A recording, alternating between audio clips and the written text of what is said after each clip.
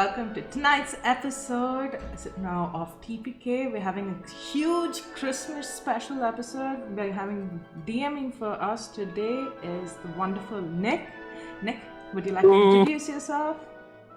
Hi, I'm Nick. I'm a GM. I've put together a nice pigeon-themed little one-shot for the evening.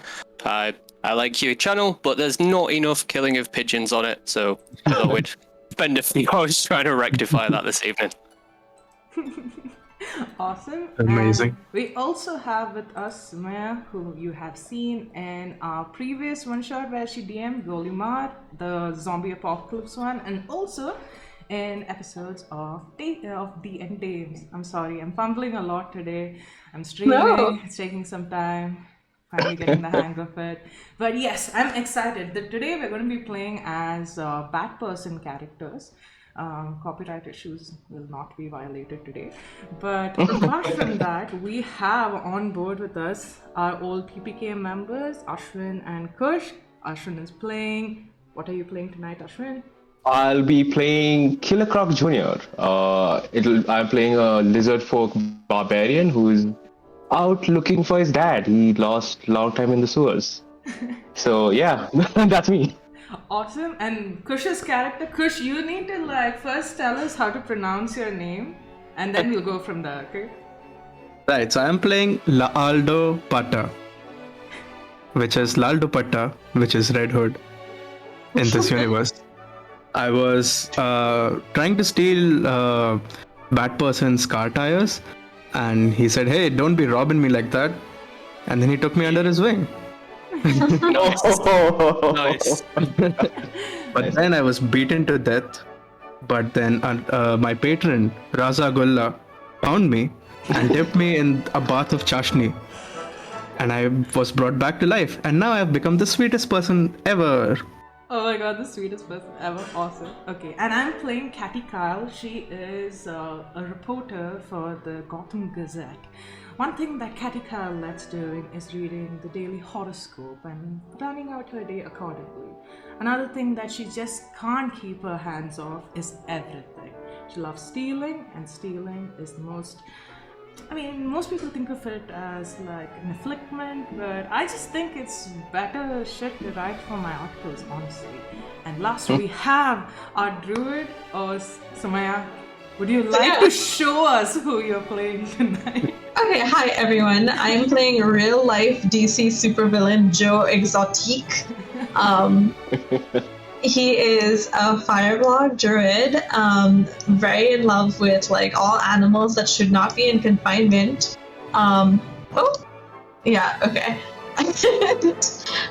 Has a long-standing nemesis called Carol Buskin, and you can watch out for my new hit Christmas single where I throw shade at her. Amazing. Nice. So take it away, DM. What are we doing tonight? Alright, awesome. So, you are all denizens of the infamous Goffic City. It's a little like Gotham City, except no one owns the IP or copyright to it. It's dark, it's brooding, it rains a lot. There is a local billionaire called Bruce Brayne, who everybody knows fights crime at night, disguised as the Batperson. He's not the best at fighting crime. It's a little overzealous, a little tunnel vision, and there's a widespread belief that if he just reinvested in his money into alleviating poverty in the city, he'd probably be a lot more effective. But he's propped up by the insurance cartels that have grown rich from all the collateral damage he's inflicted, and he squats over the city like the permanent storm clouds, everything under his massive dark wings. Of late, the Batperson has gone missing, and entirely by coincidence, so has Bruce Brayne. The four of you have been invited to Brayne Enterprises, where you are met by an Aarakocran butler called Owlfred, who explains that Mr. Brayne possibly, maybe in the same place as the Batperson, and that they are believed to have been kidnapped by the greatest supervillain of Goffic City, the Pigeon. Okay. Nice. Okay. You are all familiar with the Pigeon, despite the fact that he is super elusive and super secretive. You know that he has a base called the Coop, but you don't know where the Coop is. Gotham is a city of tall, rickety buildings, and any one of them could be full of flying vermin.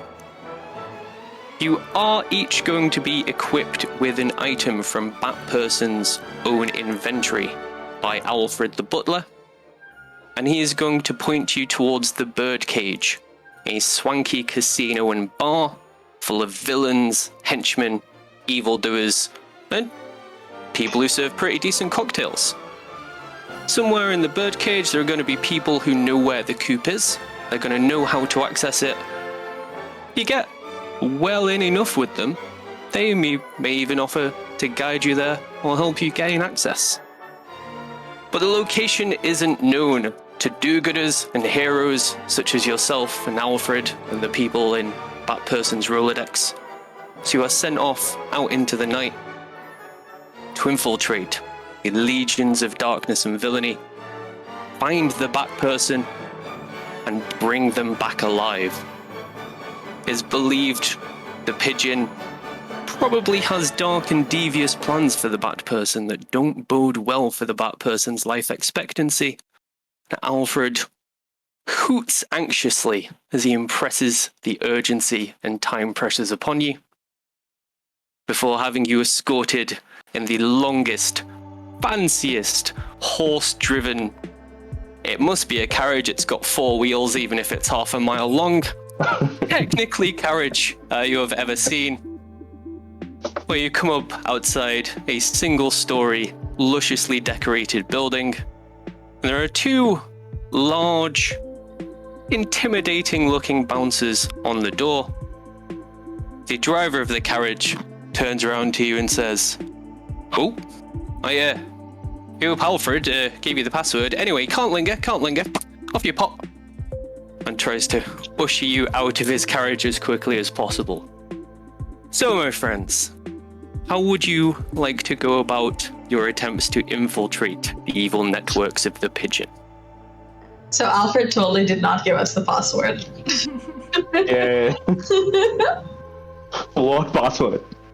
Well, you Yeah, guys know how smart could a pigeon be? The password is password 123. that's true. We could We should try that. that. You know, is there- statistically, at least 80% of people in Gothic City have their password as password 123. I have an important question for you, Croc, Joe, Laldu. Firstly, what is your star sign? Wow. I'm obviously a Leo. That depends. Do you want the star sign of the day I was born or the day I was reborn? I mean, which one do you prefer?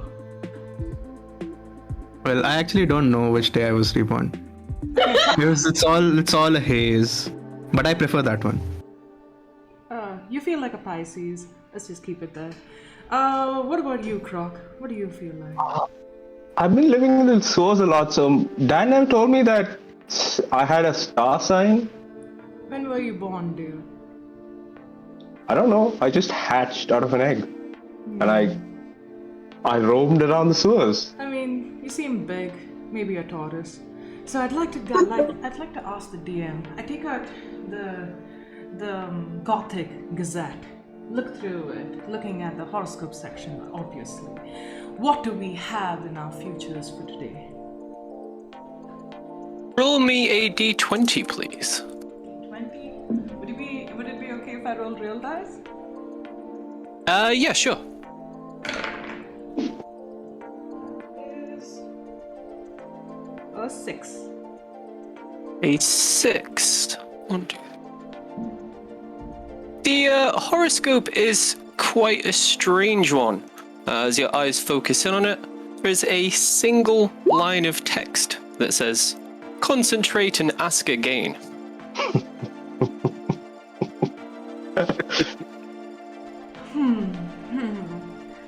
Did the signs lead you somewhere, miss? They said to ask again, so maybe we should ask Owlfred? No, I know what to do. I walk up to one of those intimidating bodyguards. What are they, bouncers? Bouncers, yeah. Bouncers. Go up to them. I tilt my head a little. Again? Again, what? Sorry, mate. I was told to ask again. Well, I'm Dave. This is Bob. I don't know any again, mate. Do you know what you meant to be asking him? Might not narrow it down. I'll just look behind. Look at the other rest of the party. Well, that Are didn't you work. concentrating hard enough? Oh, right, I have to concentrate. I walk over to... Again?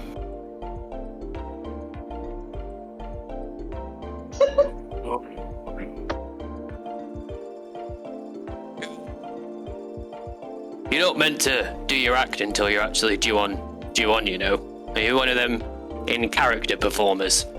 Yes, of course. I'm supposed to be in there and act. And I'm gonna, as he's gonna say that, I'm gonna go behind him and be like, again? Taking cue, I alright. also walk and we sing in the crescendo. Again? Come on, Ju, join us. Nice. Join us, Ju. Alright. Again? Again. Nice. Okay. Let's have a persuasion check with advantage, please. Ooh. Everyone? Oh, okay. Ooh. Is everyone Let's going go. with advantage? Let's go with Loldo as you were initiating that gambit. Gotcha. Where is this? Oh, yeah.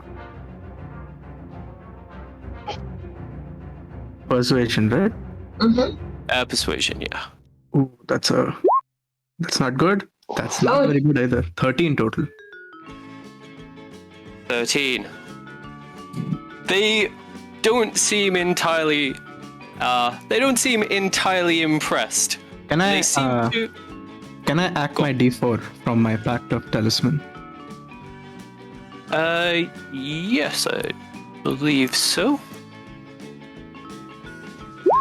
That makes it a 16. Ooh. So they initially don't seem impressed, and you give your talisman a cheeky tickle. And just as they are conversing with eyebrows only in a, I think these are wrong uns, probably not worth it, is it, mate? It's just a little. Alright, well, probably, Tell you what, Bob. If we let him in, at least we won't have to listen to any more of this. Yeah. Name's on the list, mate. Whatever your name was. Yeah, just tell you what, we'll let you in. Just don't make that noise again, alright? Again? And I walk in. Again. Again!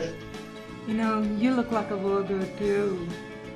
Dude, maybe we should like do this again, and then I walk in. It's an extremely nonplussed bouncer staring at the back of your head as you sashay into the club. What do we Wow, say? so many characters at this club. Yeah, wow.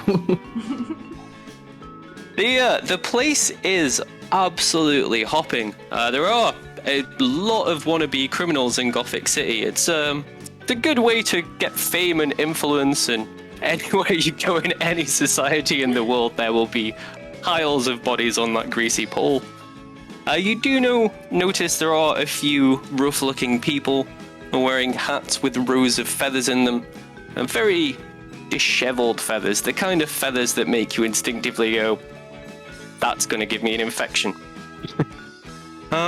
You do see a person with green hair in motley with really badly done clown makeup standing by the bar, who seems to be practicing terrible stand-up to themselves. They're seemingly finding it hilarious. And there are a few strange-looking people around. You see a burly masked man sat at a table just seems to radiate anger. And behind the bar, there are two identical-looking half-orcs polishing glasses in absolutely perfect unison. As you walk in, a few heads turn, a few conversations stop. But they're used to weirdos around here. And with a little, alright, no one's drawn weapons? Don't seem to be the feds? Alright, back to the card game, lads. Your presence seems to have been accepted for now. I'll walk up to the barkeep, the orcs, and be like, "Could I have some ale, mates?" Yeah, how much were you wanting, friend? Just a picture for myself, and maybe I'll look around. I'll look behind and be like, "Any for you guys?" I'll have some cookies. I'll have some milk. Oh, Shima, you're muted. Oh, I think your voice clipped. I'll have some milk, please. I think I'm gonna. No, sorry. Continue. Are you wanting the cow milk or are you wanting the pigeon milk? The pigeon milk? How do you milk a pigeon? Well, consensually, ideally. Do you have like a cocoa or something like that? I thought they laid eggs. Where's the milk coming from? Oh, you can have eggs as well if you want. Wonderful bird, the pigeon, very versatile. I hope this is code for something. I'll have some pigeon milk. Alright, it's gold for the pigeon milk, copper each for the eggs if you want them. Bet will be free silver. And, was there another one? Sorry. Yeah, I feel like the most Joe exotic drink that I can think of is a Long Island iced tea, so I'll have one of those. I decided to like ponder over my drink and look at the man doing terrible stand-up and think to myself, oh, that's not an origin story in the making. He's fine. Very nice. As you ask for a Long Island iced tea, you're going to get what looks suspiciously like the contents of a teapot poured into a mug and some ice thrown in there. It is a very confused drink. And as you listen in on the guy doing terrible stand-up, you notice that the Batperson seems to be cropping up quite a bit in his comedy. As he's pacing to himself, the first joke you hear is, So I actually met the Batperson one time and I said, hey, you want to hear a joke? And he was like, sure. And I was like, parental love. And he was like, I don't get it.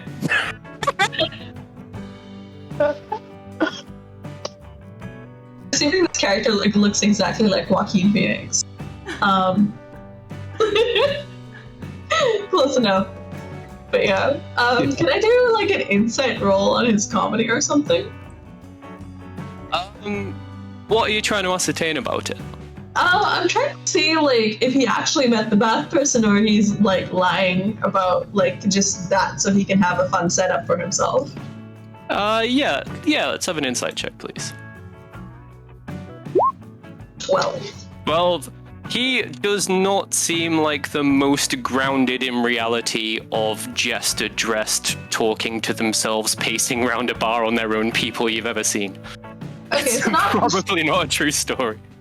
So not a likely suspect in our Batperson kidnapping. I sip my Long Island iced tea and be like, yes. I'll lean over the bar and be like, psst, barkeep. Who?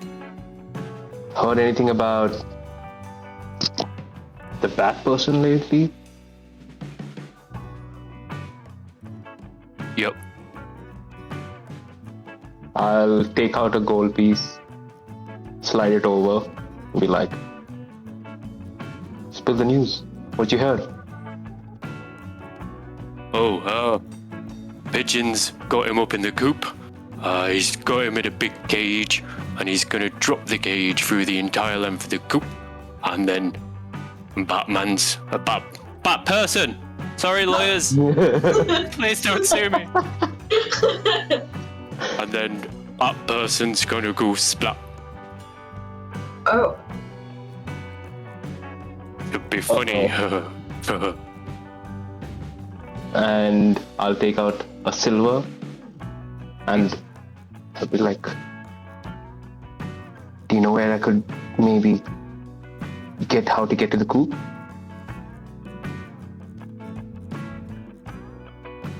I did hear one of the guards talking once. He said he'd left something there and he had to go back secretly and he had to sneak over the rooftops. But it was quite easy for him because they knew where the sentries were and they knew when dozy people were meant to be on duty. Okay. Alright, I'll slide the silver over to him. Thank you, good sir.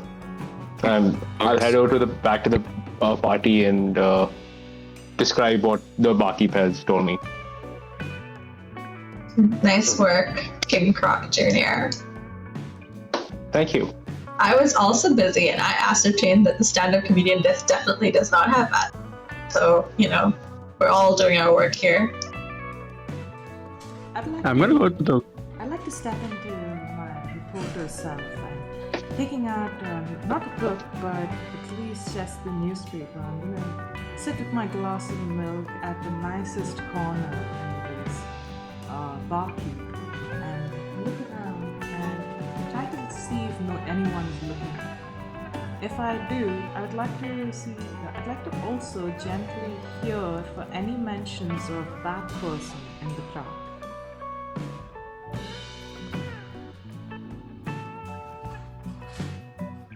Is there anything I find?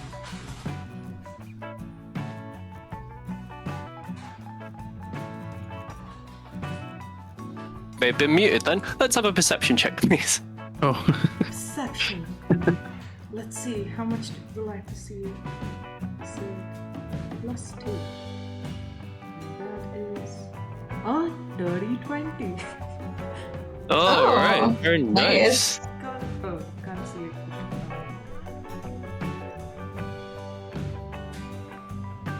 So, there are a few interesting things that make your ears flicker and twitch, like malfunctioning radar dishes.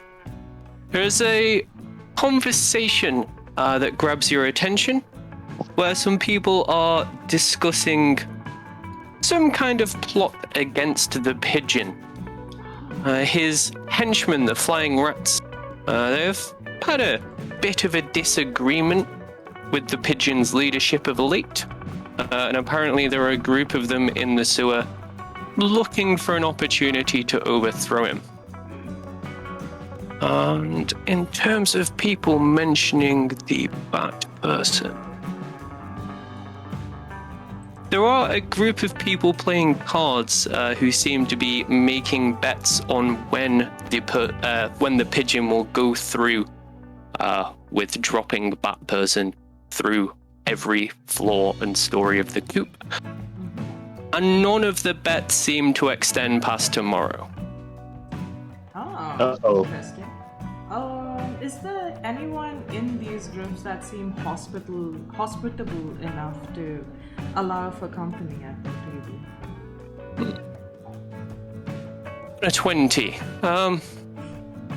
You do notice at the poker table in the western room, just over here, there is what appears to be an open table buy-in system. You do see someone walk over and without a word throw 5 gold into the table, take some chips, and they get dealt into the next hand. I walk over to the poker table and I say, "Hello, dear man. You see my long black tail just like waving in a very sultry manner as I walk over to them and I say, well, would you have space for one more, maybe? I'm quite good with my hands." And I wink at them. Spicy. You got the gold, we'd always be happy to line your pockets a little bit. Yes, of course I do. And I place 1 gold piece on the table and I say, and also I have this despicable glass of pigeon milk that I would have gotten rid of. Maybe you'd have something stronger to add to it?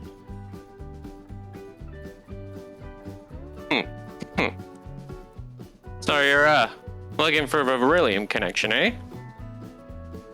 Of course. It does seem a bit dull, does it not? Even though that clown over there is making jokes, it's not really lightening up the atmosphere. How about we place some bets instead? Yeah, that works for me, see? What kind of wager are we talking about here? Well, if I were to win this round, maybe you could help me with something? And if you lose? It would depend on what you would like. I'm very good at telling the future. I could read your future to you if you'd like. I have these strange whispers in my mind. They come to me at odd times. Well, as much as your strange whispers seem like they're definitely of tangible benefit, I would prefer gold or things that can be exchanged for gold. How about 100 gold pieces? Alright, you're in.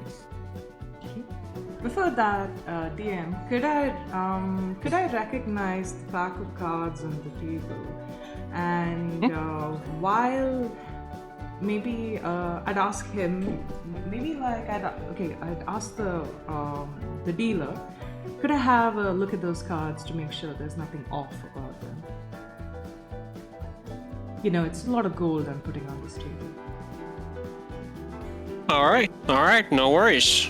He hands over the deck of cards and then very ostentatiously leans in for a good old stare at your hands. It's gonna be hard. But yeah, you know what I'm looking for, a winning deck. Enough cards to give me that. Do I roll a sleight of hand or a deception?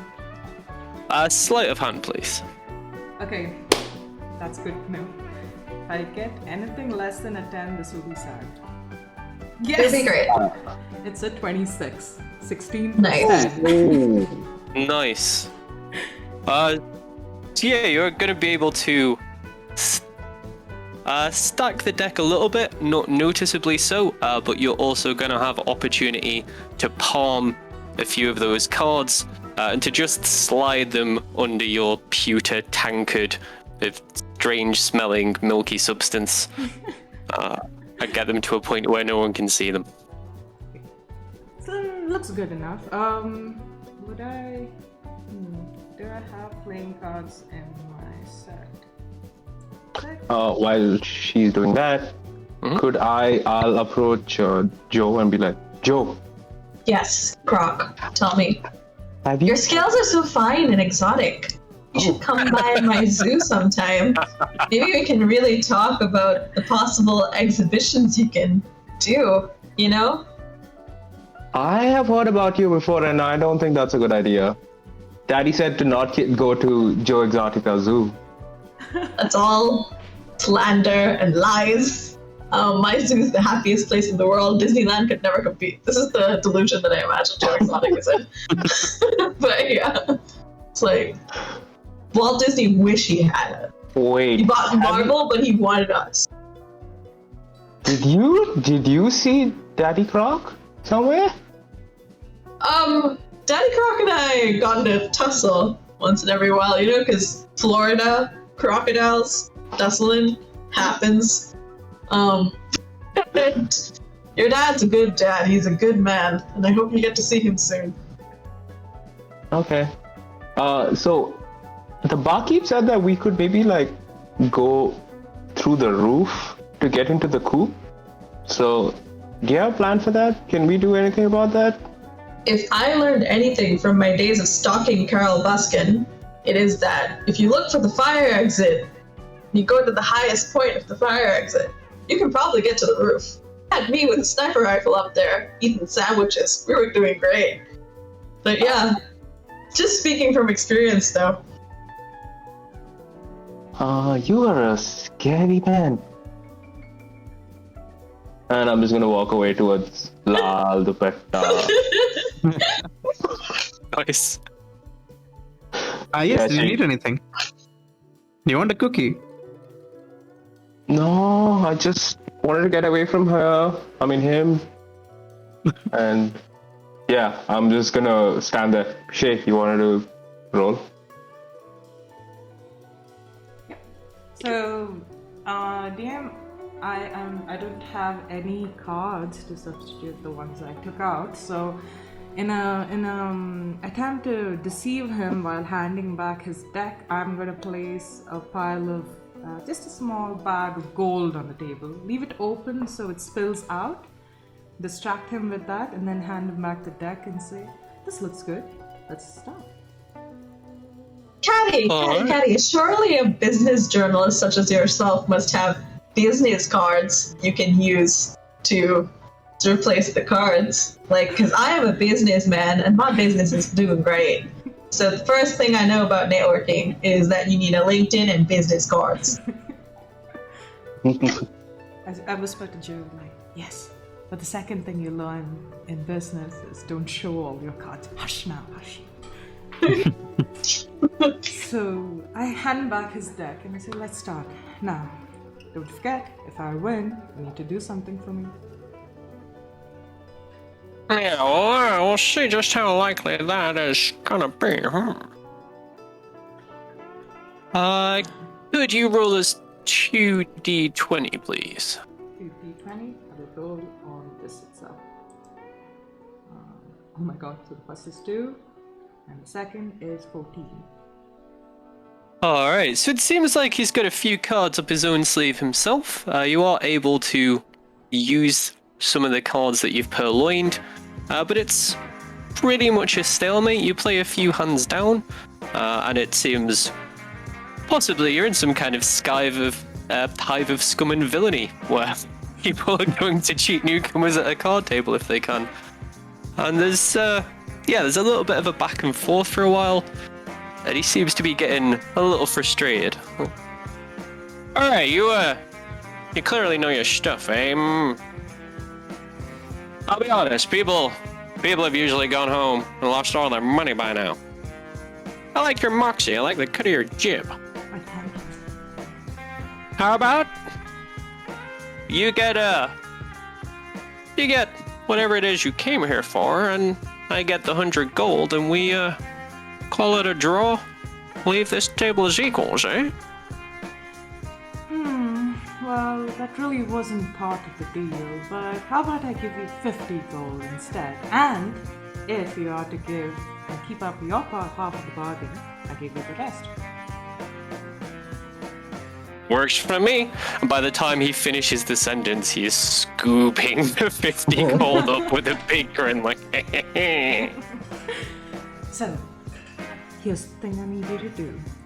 Now, I've been hearing some news about the Pigeon, and I hope you understand this is completely between the both of us.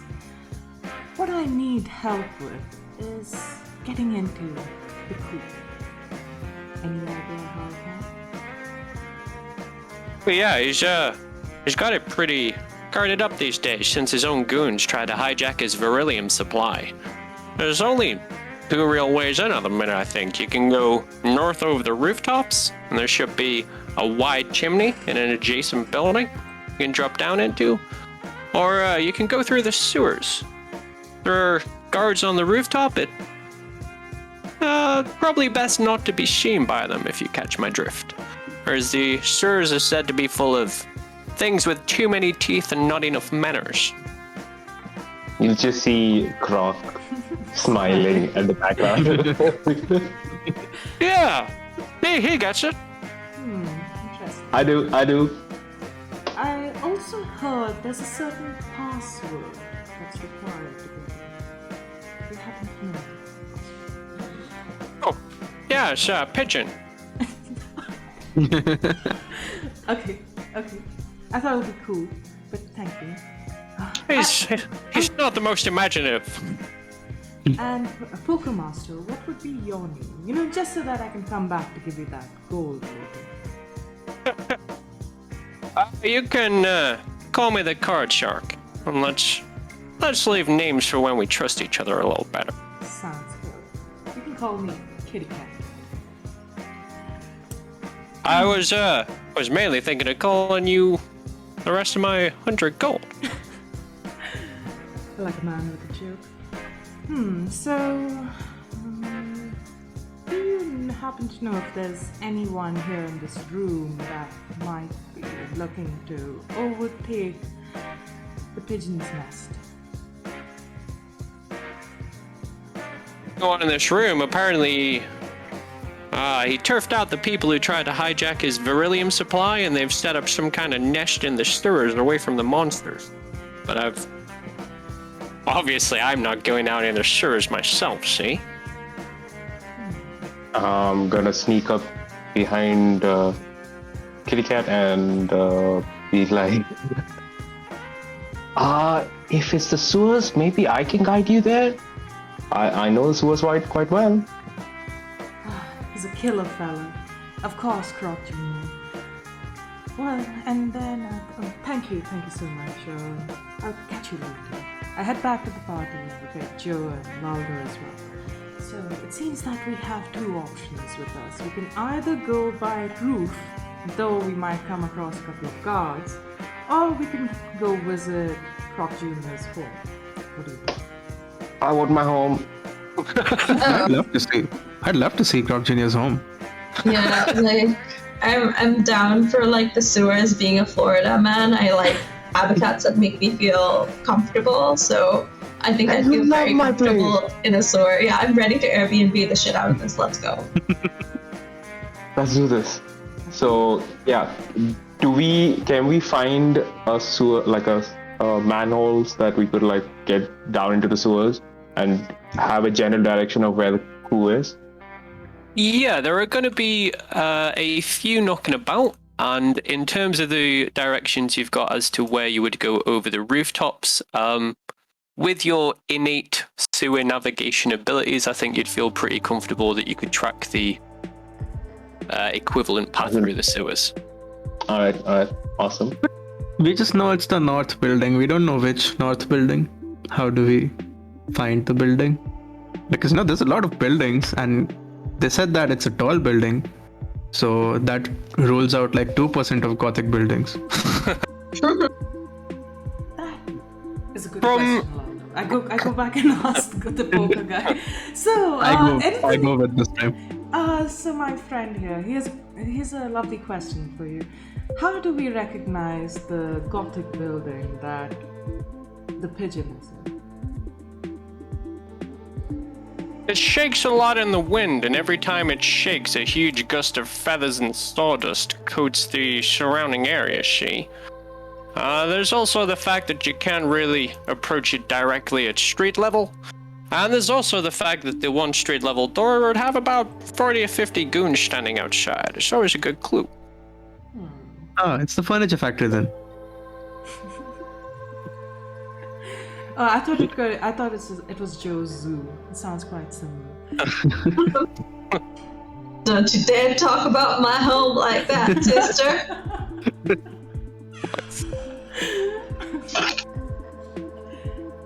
So we're talking about this Veritium. What is that? Iridium. Beryllium? Beryllium. Oh, you've not heard about beryllium? It's a new craze on the streets. It's makes things bigger and stronger. It's useful in a variety of situations. See? Interesting. Oh. Is it sweet? Is this what they use to power Bane? Yeah. Oh, The copyright-free version. Still discovering new uses for it, but originally it was intended as a medicine for people with dicky hearts, and it's got some interesting side effects that are still being explored. See? But is it sweet? Yeah, I believe so. It's the same color as a healing potion, so probably tastes sweet and chalky. I mean, everything blue tastes sweet, right? There's no sour blue food. No, none that I can think of. So, should be on our way then. Wow, Yeah, let's go head to the store. I was like, Thank you. food, You that's did. so- Thank you. You did Blueberry. see us. walk back. Not a problem. Discretion is what I'm generally paid for, see? Alright, Let's get going. so you head out into the sewers, the dank, nasty, not as dry as you would like underbelly of Goffic City. In the process, you are going to encounter many unfriendly critters trying to defend their territory. There are going to be tidal waves of, I really, really hope that is water, chasing you down. And we're going to have a cheeky little skill check challenge. Ooh, nice. So, just to cover how we're going to do this, we are going to go around people one at a time. You'll give us a skill. You'll give us how that skill is going to be useful in evading wild critters, dodging tidal waves of sewage, navigating through the sewer. You're going to roll against a set DC, and like death saving throws, we're going to be looking for a certain number of successes or a certain number of failures. And once we reach that threshold, it will determine how well you've completed the task overall. DM, is it possible for us yes. to take the Batmobile Under the inside sewers? In the sewers. Just to confirm on that, so the Batmobile, a mobile like you would put above a baby's cot? Yeah. So it is a mobile with little hanging bats off it. Oh my god! And when you press a button, it starts spinning and it emits a pleasant melody. And anybody who can see and hear it just happily drifts out and is charmed by the nice little tingly, tingly, tingly. Oh. When I read the description, I thought that was an additional feature, aside from being an actual car. Yeah. That's Yeah. kind of good. When- As you said. Yeah, because when Nick said anyone around, I was like, what does he mean by this? Just anyone you drive past. Yeah, I was like, Pick it up as you go. Keep picking up people. Yeah, when I first came up with it, because I thought it was a nice play on words, but it would help if there was a visual aid. I did look for something, but it turns out nobody makes mobiles for babies that have bats hanging off them. Like, there are no goth newborns. Well, unless you go and ask the Adams family, then you might get some. Yeah. Okay. So Killer, Croc Jr., what do you think? What do you think we might encounter down there? You're the most versatile with that sort of environment. Is there anything we need to look out for? Is it too Sure, wet? and it is wet, but it's a nice kind of wet. You can have a little shower there, go swimming. I mean, it's really pleasant. Oh, wet is good. I like wet. Yeah, I mean, you'll definitely enjoy it. There's a massive pool in there that you can just jump into. And you can find like all sorts of things like old toothbrushes, a couple of Will we find cans dead of soda. bodies? Are there dead bodies? Oh, I want to see one. Sure, let's head out there. And do I know what kind of creatures we might be facing? Yeah. Make me a survival or history check, whichever you prefer. Make it with advantage, please, mate. Alright, sure. I would do survival. Okay.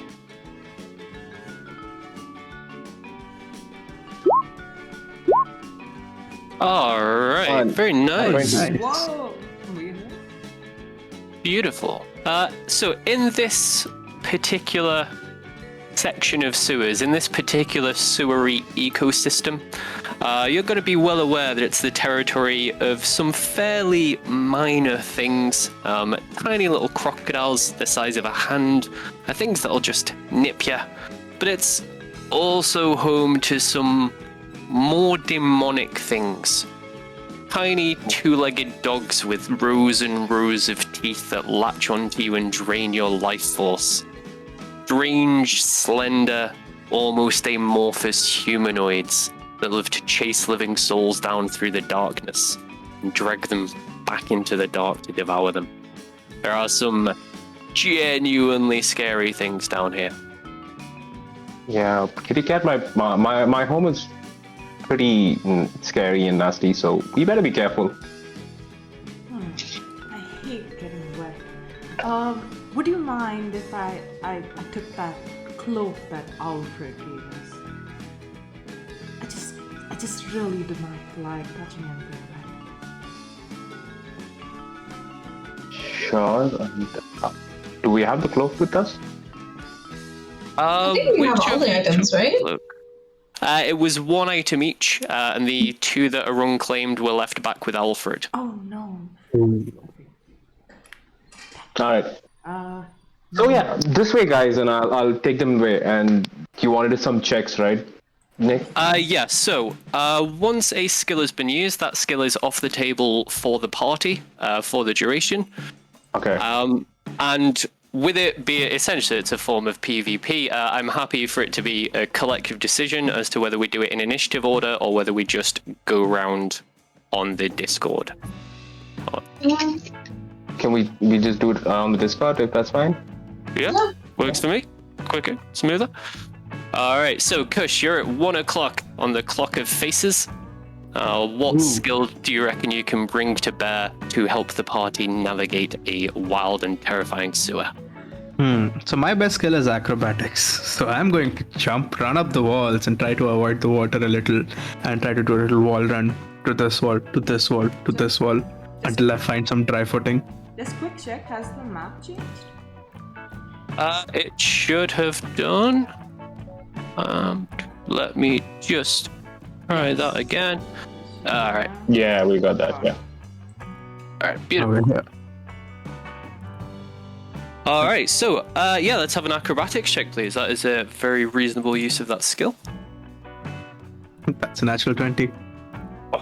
Very nice. So that is going to count as 2 successes, no failures. Every time you're next to the water and a little snout appears, you just whoom around it. Every time there is a huge wall of sewage come towards you, you basically just defy gravity for 6 seconds at a time and just run upside down as it skims your head. Nice. All right, beautifully done. So that is gonna bring us round to the most exotic of all of the Joes. What are you gonna do to get your way through this sewer? Okay, so I pitched the idea that, well, back in my zoo, we are not unfamiliar with a little bit of dirt, a little bit of poo, you know. We've got, like, this is familiar terrain for me. So I would like to roll survival, because I'm constantly surviving all these animals coming at me. One of them bit off one of my staff's hand, for God's sake. Well, it wasn't my hand, it bit off her hand. So I'm the better survivor, if you ask me. So I'd like to roll survival. I think, as always, Joe, you've made a succinct and very reasonable argument, and I'd be very happy to accede to your logic. Okay, cool. Hang on, let's see. Oh God, please be good. Oh, unnatural 20. Oh, very nice. So that is definitely going to be a success. You successfully, when a wall of water is coming towards you, hey guys, this is probably a thing best avoided, and are successfully able to identify predators as not things to step on. And you turn out to be pretty helpful in guiding your party forwards. Alright, beautiful. So, that is then going to bring us round to Katie Kyle, I believe. So, of course, being one that has lived in the shadows, heard the whispers of the shadows itself, I will stick to the shadows, maybe even using a bit of my climbing speed to walk up the walls. I'd like to use a stealth check as I quickly move past any invading enemies right in front of me. Would that be possible? Yeah, that's definitely going to work. Stealth is a good way to not get at. Okay. And that is a It's 11 plus 10, so 21. 21 will just about do it. All right, beautiful. So, yeah, there are a few moments when it seems like Katie has just disappeared and left you. And every time you're like, yo, where did Katie go? Just from behind you, she's like, hello. Meow. Never left. All right, beautiful. So you are progressing well through the sewers, and you're getting a feeling that you've not taken any incidental wrong turns along the way, which that's really, really nice. As somebody who knows what lives in the wrong turns, that's a very, very nice thing to have happened. And that will bring us round to Killer Croc Jr. Killer Croc Jr. is going to go around, and if he sees any animal, like any creatures approaching, I'll be like, my home, and just grin his teeth, and I want to like intimidate any of the creatures that come close by. All right, very nice. That is definitely going to work. Let's have that intimidation check, please, mate. Yeah, sure. That is a total of 9. 9. So that is not quite going to work. There is a point where you see a tiny little rat, and it bares its teeth at you, and it sits up on its back legs, and from the water emerges the rat that it was standing on the head of, that is nowhere near as friendly or intimidatable. And that is going to run in and give you a savage nip on the finger before running off. Could you? Yeah, could you roll as a hit dice, please? Sure. What hit dice do you want it? Yeah. The barbarian. Standard hit dice. I can B. do on your, Yeah. D12 for you. Yeah. For me, yeah.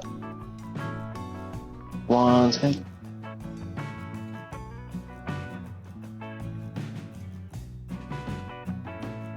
Did you guys? What was that, sorry, mate? Hello? Did you roll? Oh, no. Oh, there we go. Yep, the 4. Alright. So you are gonna feel a little tetanusy burn where the giant rat bit you. And it feels like that's gonna be a solid 4 points of vermin damage. And it also feels like you're possibly gonna be a little bit less restable the next time you ever sit down for an hour. Almost like it might be very slightly less recuperative. I got it. Nice. Like, dang rats! Alright, I think I scared off most of them, but one got me. Can we just keep moving on? Nothing happened. There's nothing to be ashamed.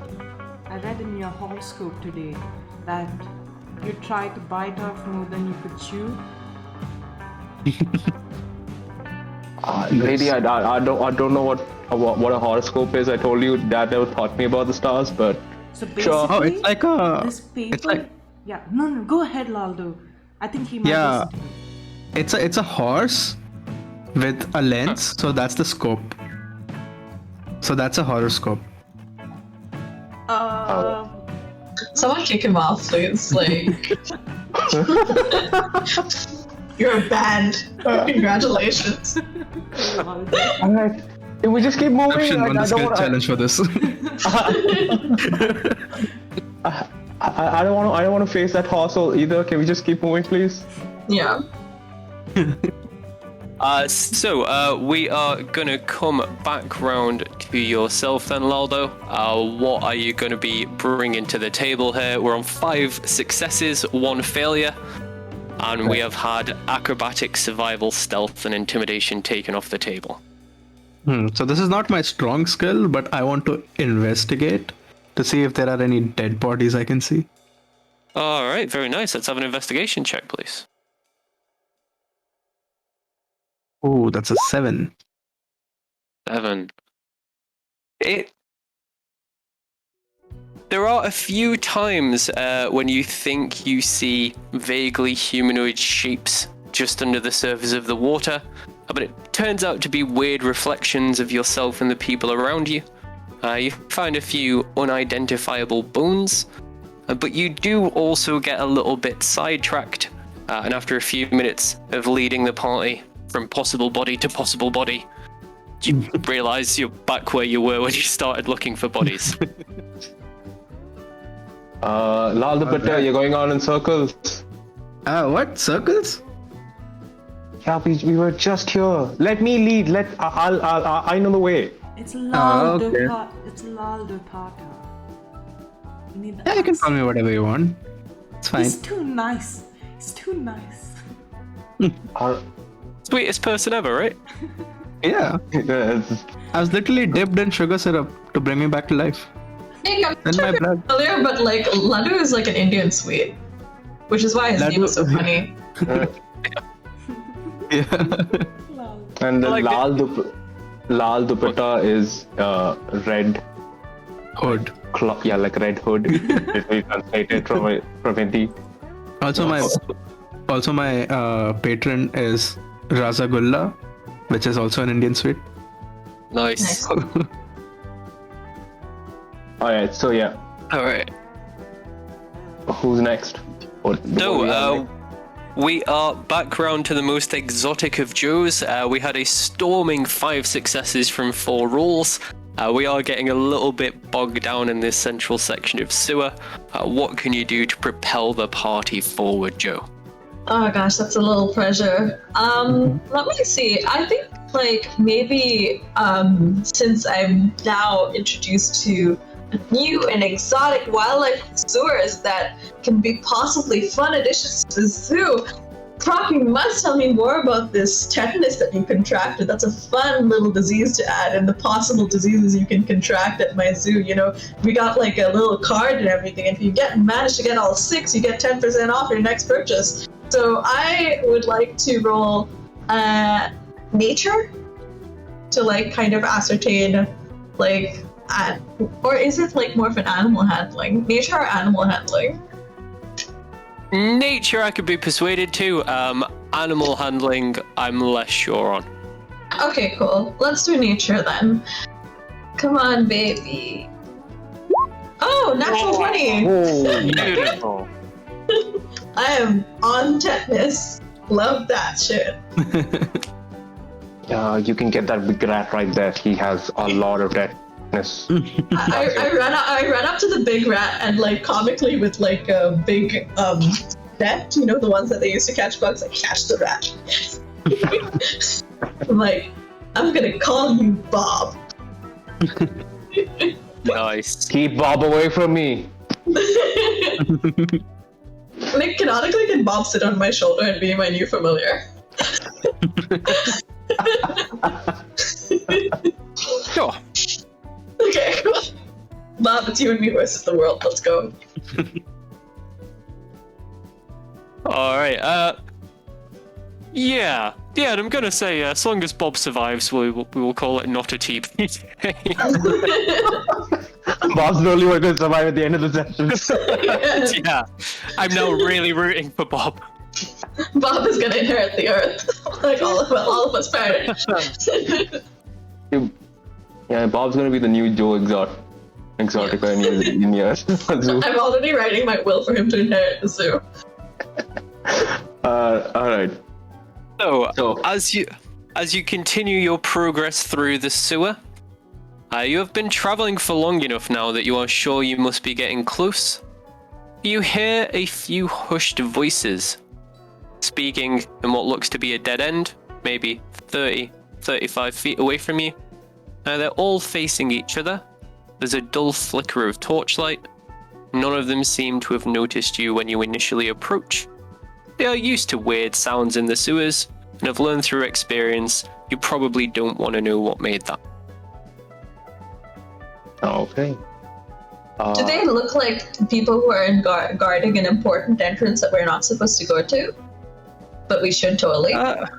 There's a scruffiness about them that puts you in mind of, like, I don't know, flying rats, verminous birds. They are wearing trilbies with feathers stuck into them, and they don't they have a particularly unkempt look that suggests they might perhaps be currently living in the sewers. Okay, I see. So we're not gonna bother with them. But they do have feathers on their heads. Joe, I think that's where we gotta go. The guys at the bar did say that there were guards around the building. These guys don't look like guards. They look like they've been living here. Is there any way to insight if they're the guards or not? Just to clarify, sorry, on street level above where we are now, there are a lot of guards around the one entrance to the Coop.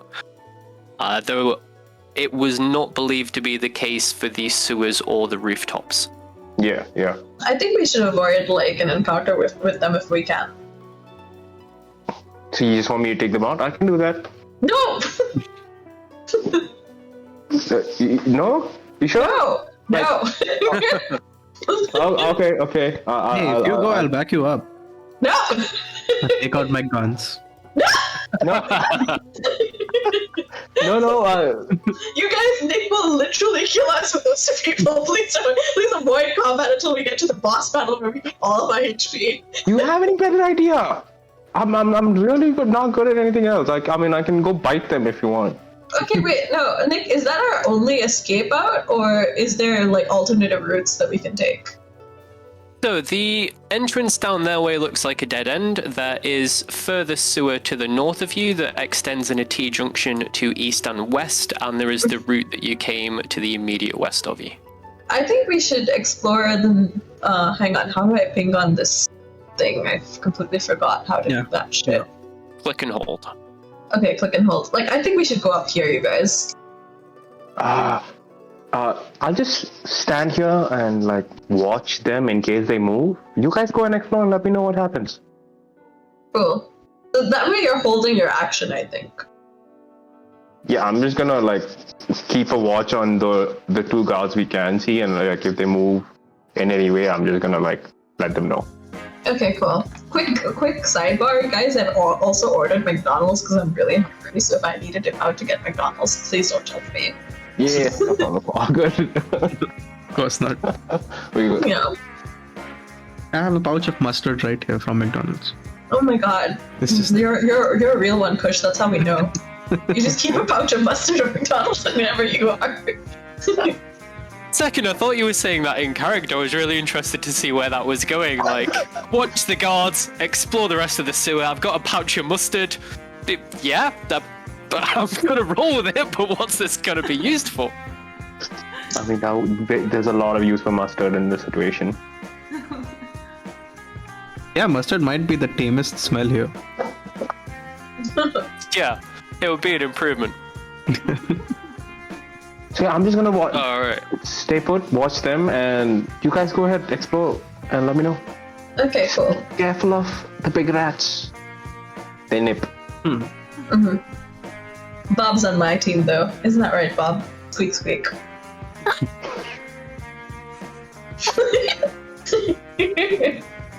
Oh, you're so cute, Bob, and you're ferocious and feral and rabies-inducing. Nice.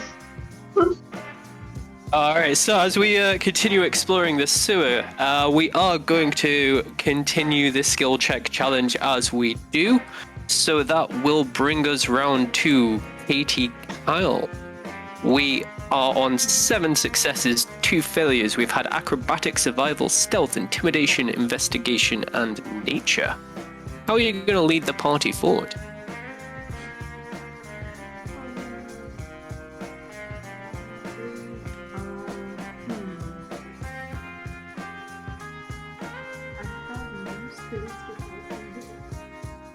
Skill if we had to do it. How about I wait back with Philip? Because I don't quite like the new rat ball that's with Joe right now. So that is discrimination if I ever knew it. America's a free country. How could you? I'd like to say that women can be friends, but here I am with you, and I started with Croc instead. Also, like, I can't believe it. Tuning into like my little cat and stuff, I have a really good picture. Oh, hello. great. Is that Chairman Mao? Yeah. Yeah. Aww. So, in case they do see, in case the people at the end happen to see us, I would like to use deception, possibly. So,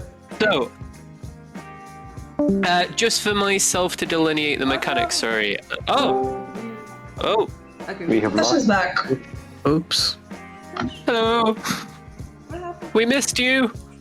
Oh, nothing. What happened, gosh? No, there we go. I'm back. Is that how long it takes you to eat a sachet of mustard? Just disappear. Back. Alright. So just to kind of delineate the mechanics a little bit, with the skill check challenge being for exploring the sewer, it seems to myself that for yourself and Killer Croc Jr., as you are recusing yourself from the exploration stage, it seems logical to me, but I'm putting it out there. It seems logical that you would be recusing yourself from the skill check challenge also. Does that seem fair and reasonable? Yep. Alright, so that will bring us back round to yourself then. Bush, what would you like to do to further explore the sewer? Could I, so if I spot like a crocodile or a mouse or a rat or something like that, could I possibly try to fake it out, try to go this direction and, like, you know, classic football, do a step over and go the other way, do a performance or a deception maybe? Yeah, I'm happy that you could use your deception skills to Cristiano Ronaldo as sewer rat. Alright, I'll roll deception then. And Nice use of it. that's a 16. Alright, very nice. That is going to be another success. You are going to pick the correct way to go at this particular junction, which is going to lead you round to no more junctions. You come to what you believe to be the end of the sewer. You notice a large stack of crates and barrels around a ladder leading up to a trapdoor in the ceiling. And from the directions you've been given, you reckon above you is the villain's lair, the notorious Coop. Oh, now we gotta go back and call the other guys. So we walk back. Alright. Joe, could you send the rat? Go there and then call them. I think Joe has speak with animals, if I'm not mistaken, as an innate ability. Oh yeah. Oh, bro. Okay, so I'm like squeak, squeak, squeak, squeak, squeak, squeak, squack, squackity squack, squeak, squack, squeak. Is this a speak with animals spell, or is this your speech of beast and leaf? I think speech and beast of Yeah. leaf. Beautiful. So he's from memory, and I will just double check, but I believe Bob can understand you, but won't necessarily. Like, it's up to Bob whether or not he wants to go along with the thing. Yep. Oh yeah. So is it like a persuasion check or something? Yeah, let's have a persuasion check. Please, you first extend it to Bob, and he squeaks back in a way that you instinctively understand to be, "Mate, that's like miles away. I proper can't be asked. You do it, lah. I'm tired. I've only got little legs." Okay, cool. My persuasion is pretty low, you guys, so don't expect much. I got a 12. Oh, Not bad. Not bad. what beard you got on you? I have this ham sandwich that I keep with me at all times and all purposes, because, you know, all kinds of emergencies, but there's always a ham sandwich emergency, so if you want, we can split this ham sandwich, like, really, really nice, like brothers. And I also You've have got some mustard sauce. Nice cherry on top. Yeah, He was just like, asking if there was mustard on it. yeah, like, Lottie is here to sweeten the deal for you. Got, like, some premium mustard from the McDonald's. It's a fancy restaurant where I'm from. Got franchises and everything, and they pay minimum wage, which is more than what I pay. Yeah. Giz yam sarnie, I'll do it, mate. No worries. Okay, cool. I give him like a small bite of the ham sandwich and a little bit of mustard. As you like pull a bit of sandwich off, he's just going to snatch the much larger piece and run away through the sewers with it in his mouth. Like, ah! Bobby, shaky fur. And for Killer Croc Jr. and Katie, the muttered conversations seem pretty banal. It is, you can hear a third person, but it is literally 3 dudes with no TV, no books, no FIFA, killing time. They don't even have a set of cards between them. Yeah, you're not getting the impression of the brightest bunch, but nothing interesting happens until suddenly, around the corner, there comes a giant rat with glowing red eyes and half a ham sandwich in its mouth that just gallops up towards you both and goes through the sandwich. Keep it away from me. Bob did seem to be leading you back to Joe. Bob returns to you, Joe, with your fellow party members. No sign of any ham or sandwich. A few crumbs in his whiskers. And yeah, you find... What a man. You find yourselves standing below a trapdoor to the coop. Some half-broken boxes, crates, and barrels around you. And possibly a slightly trickier environment awaiting you on the other side. If there's anything hypothetically you might like to do before heading up that ladder. Just based on like Joe Exotic's trust issues, I would like to check the trap or something like that. Like, because a ladder into the base that seems unsuspicious, not guarded.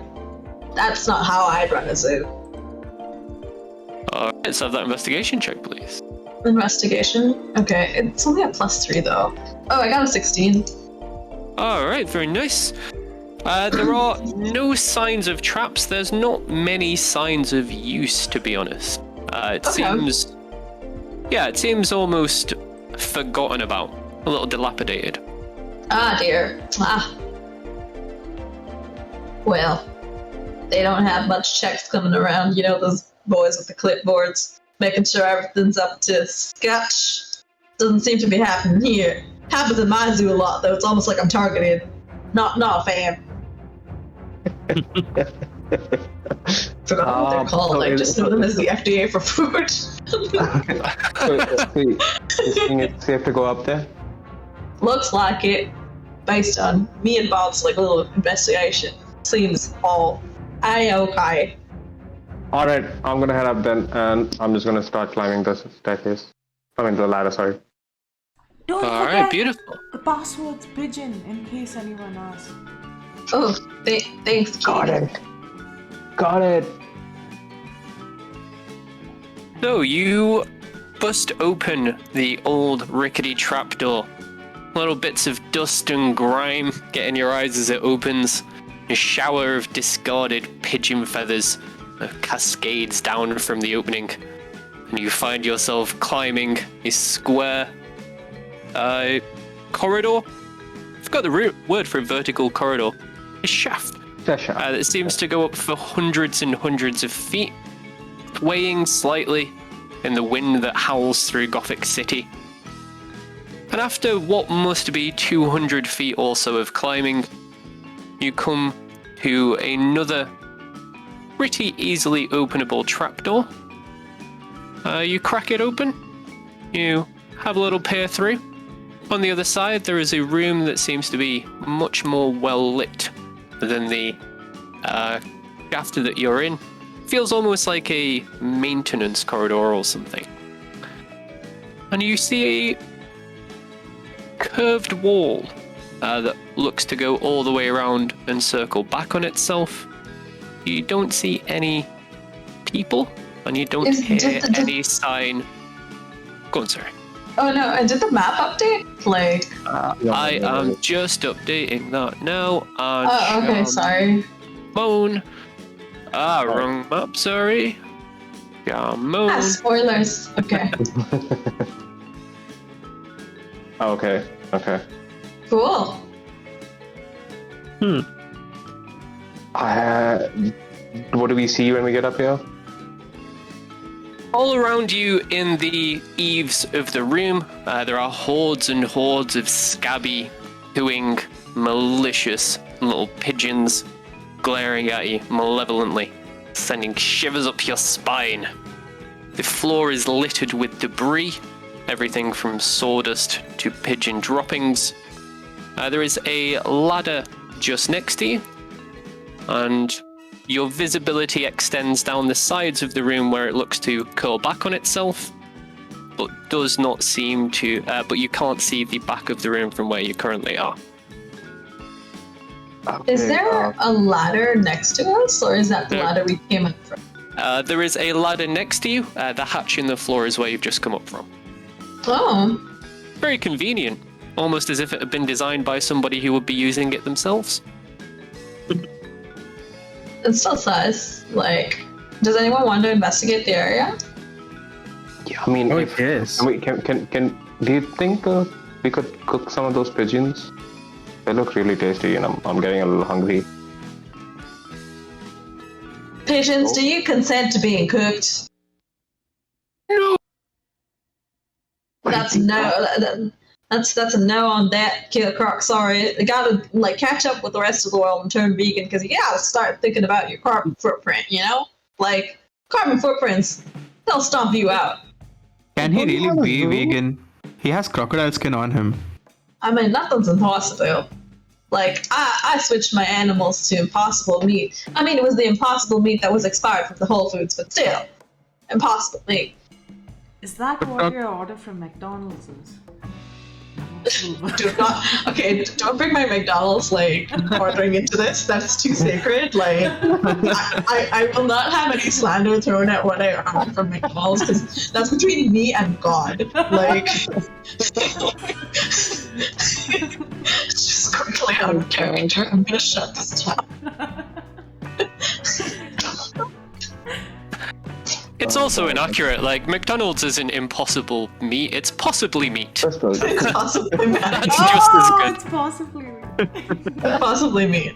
But Meat featuring guest stars and others. Give us a Okay. sponsorship. McDonald's, I love you. I'm sorry if you listen to this. So, yeah, I would like to investigate actually. Look around, but I would be cautious not to make too much sound. which side are you going? I'd like to go. How about you go to your left, Laldo, and I go to my right. Wouldn't that be the same? Oh, okay. No. He's Cool, standing I'm in going to front my of left. me. As Kitty is going to be careful with her. Catty, Catty, come on. Kitty, Catty. Yes, Catty is going to be careful with her walking. Try to be stealthy. I'm going to bolt towards the other direction because I want to see how this thing loops around. Alright, so let's speed. have a stealth check and an athletics check respectively, please. And as they both are going separate ways, I'm going to start herding the pigeons into one corner. Oh my god. That motion does not help much. Apologies, I forgot that there's a... I didn't realize the camera is not going to pick that up. Alright, so a few things are gonna happen as you start making your ways around. It is going to come to both of your attention that some of these swarms of pigeons seem a little more proactive than the rest. None of them seem to notice Katie as she sneaks past, but as Laldo charges through, there are a few of them that swoop down and try and do you a right horrible pecking as they do. 1, 2, so there are 3 swarms attack you. One of them hits for 7 piercing damage. And They settle Okay. back into the rafters, cooing at you malevolently, seemingly charging their wings up for another strike in, you'd guess, if you had to put a finger on it, probably 6 to 12 seconds. Okay.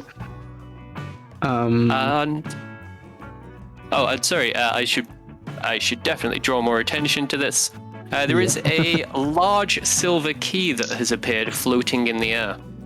As you charge towards it, Laldo, it seems to move away from you, keeping an exact distance between you. And as you are sneaking around more quietly and more slowly from the other side, Katie, it will get to a point where it freezes for a moment when it is equidistant between you. Would either of you continue to approach the key as it suddenly starts vibrating in the air? Instead of approaching it, I'm just gonna cast Mage Hand to grab it. Alright, very nice. Yeah, Mage Hand does not count as a creature. It is not going to move away from the Mage Hand, so you're going to be able to whisk the silver key out of the air and just pull it over to yourself. Once you grab it, it stops flying around, it stops moving, it stops trying to escape, and it just settles into your palm. Strangely warm, but in a comforting and enjoyable way. Now we have a key, we need to find a door. Can I look up at the ladder and see if there's a, like, kind of like door? Like, if I climb up the ladder, am I hitting a door Yes. that needs a key? It does not look like it has a keyhole in it. Oh, okay. Can you go through, Joe? I can, but it doesn't look like it needs a key. But I'm wondering what this key is for. Maybe there's a door on the other side. Maybe. Okay.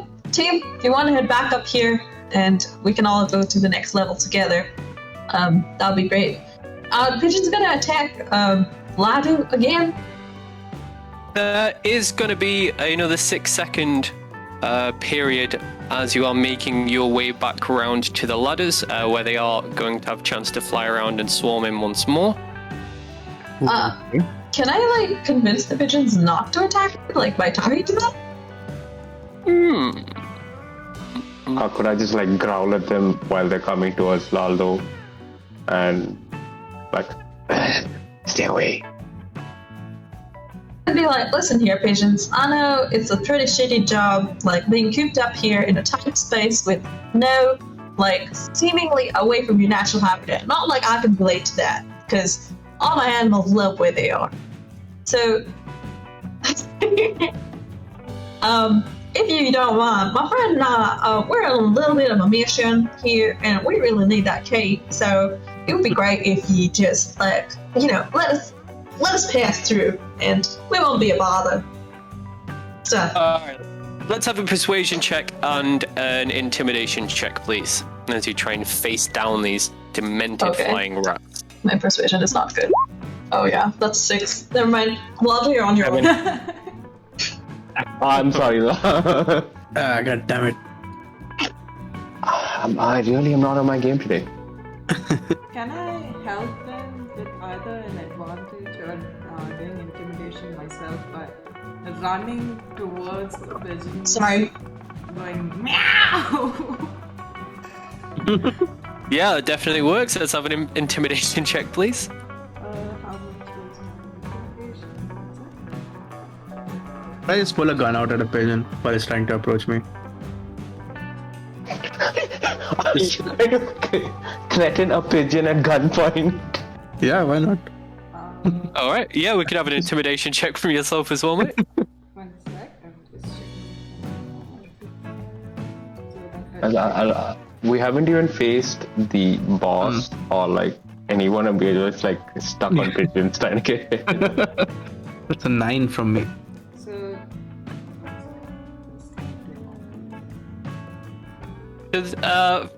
For yourself, as the pigeons are coming in, they seem weirdly uninformed about what a gun is, to the point where one of them lands on it and puts its beak inside, seeing if there's any food in there. Oh my. I get a dirty 20. 17 plus that is going to be much more intimidating to them, so they will make this round of attacks with disadvantage. So we'll take the lowest of that for the first one. Apologies, wrong rule.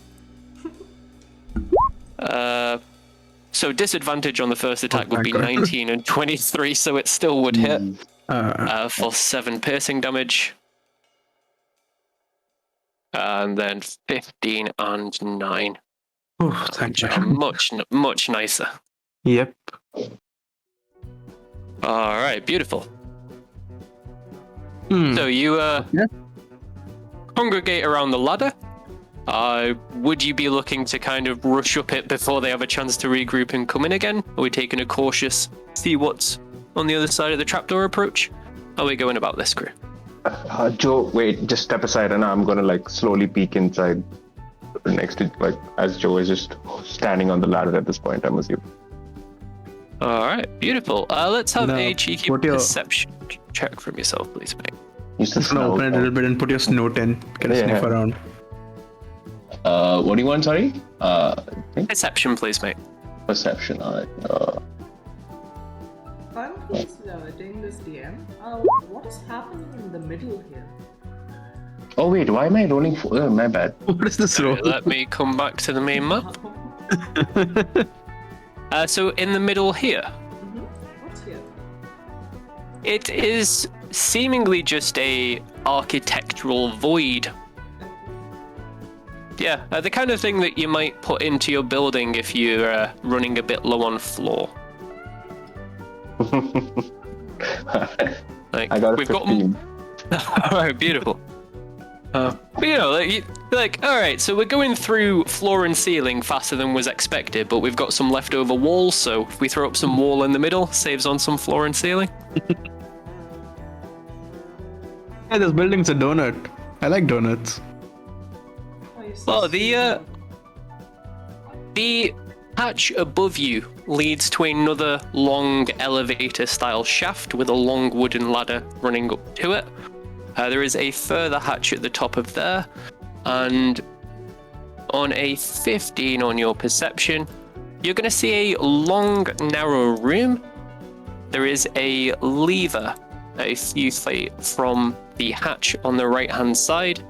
There is some kind of well, basin, sink on the left-hand side, and there is a ladder leading to a hatch in the ceiling. You also see 3 groups of angry birds that are scanning the area with malevolence in their tiny little pigeon eyes. Alright, Laldapata, you might not enjoy this, but there's more pigeons up here, and what seems to be a bird bath of some sort at the far I end. might enjoy this. Pull out both my guns this time. Alright, you go first, and I'll step aside and let him go Okay. first. Gonna climb, open the hatch, just peek my head out, and shoot 2 Eldritch Blasts at the first thing I see. Alright, very nice. Let's have those attack rolls, please. So, oh god, that's a 10 to hit. And oh my god, a natural 1, 8 to hit. Oh. Alright, so the 10, you fire at the nearest group of pigeons, and as your bolt shoots towards them, it's a good shot, your aim is true, and they just scatter just before it hits them, and immediately reconverge as soon as it's passed. And a dozen tiny scruffy heads turn to the hatch with murder in their tiny pigeon hearts. Okay, bye. Going down. The second blast, as you are suddenly ducking down as you fire it off, it misfires completely. It careens off into the basement towards the basin towards the back of the room, which cracks, and a thick blue sweet-smelling liquid starts leaking out and pooling on the floor. I go down and I say, oh, they're really friendly. You guys should go meet them. I just step out of the ladder, standing down. Okay, I guess I'll go. Joe, are you done? I got my McDonald's, so I'm just fine and dandy. Awesome, let's go up then. And Okay. I'm gonna like climb up the ladder and like just appear there. And yeah. Where are Beautiful. we on this map? Where Oh, am there we I? go. Just coming out of the hatch at the bottom here. Are people going to look to be stealthy, or are we just bursting in? Screw you guys! This is our home now. No, I'm Yeah, definitely already gonna did be that. stealthy, so I'm gonna. I'm gonna try and be stealthy, but Joe is a flashy man. There's no promises. Yeah. Yeah, I'm gonna stay back at least about like 10-15 feet from everyone else so that their noise doesn't affect me. Good shout. Yeah, but I'm just bursting in. Kill a cockroach! Alright, beautiful. So, you burst into the room, and just to kind of streamline things, because it takes forever in turn order, the pigeons are going to be attacking everyone they can see about once every 6 seconds. But other than that, the fountain, font, sink, whatever, is gurgling away, leaking its blue liquid. There is a lever that seems to just scream, "Pull me and see what happens!" And there is a ladder with a hatch in the roof at the far end of the room. I'm gonna walk up to the lever and give it a pull. Alright, beautiful. So you pull the lever, it moves fairly quickly and fairly easily. As soon as it hits the floor, there is a clunk. The sounds of machinery crunching in the walls and the ceiling. The lever pulls itself back to the original position. There's a from above you. Seemingly a very small hole has dropped in the ceiling, has opened in the ceiling about 5 feet from you. And a tiny little, it looks like bread, but it's the shape of a key, and it's very, very small.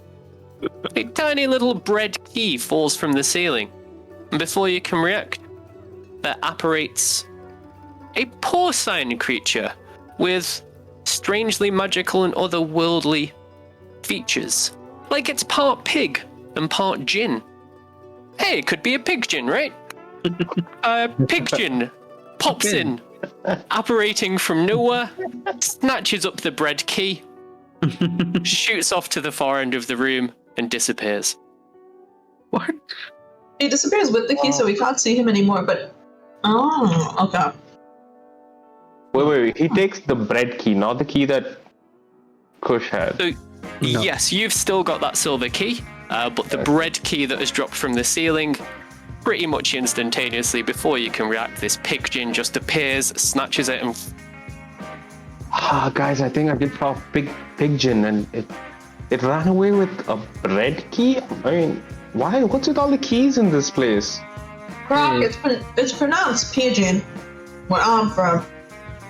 There's no need to get all fancy with your words and pretend you're better than all of us. But that was a pig and a genie. That's a pigeon.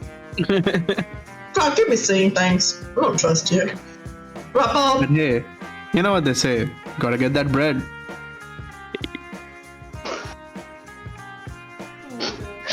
Oh god. Yeah, I'll just wait here and be like, guys, can someone go look at the basin? I'm a little scared after that incident. Wait, do that again. What if there's another key, another pig, gin? He gets it, Joe. And I'm gonna pull it again. alright, so you crank the lever again, it slams forward really easily, crunches and grinds its way back. A little hole opens in the ceiling 5 feet from you.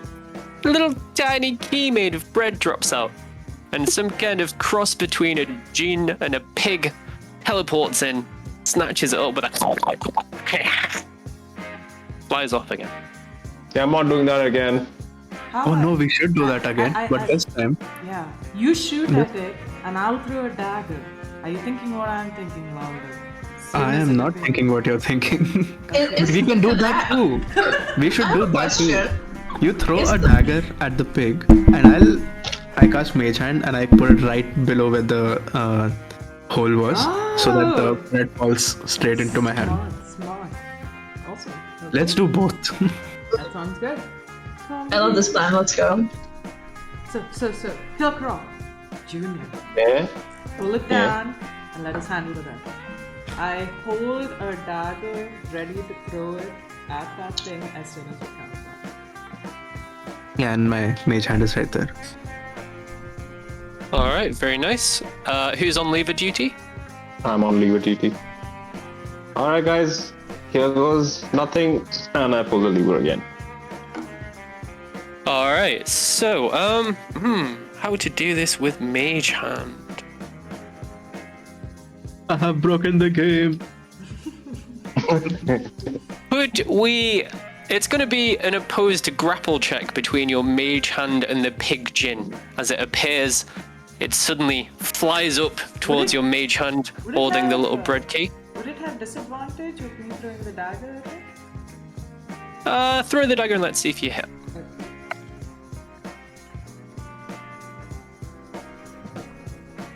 Wait, let me just roll it.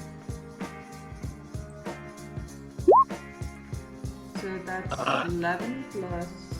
Oh, sorry. That's. Oh, I got a nat 1. No, there's an 8 Oh. with it. Mm. An 8. So, where are people standing?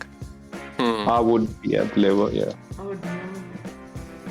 Katie, Yeah, I could can we handle it. please see what the damage on your dagger would have been? 1d4 plus 4.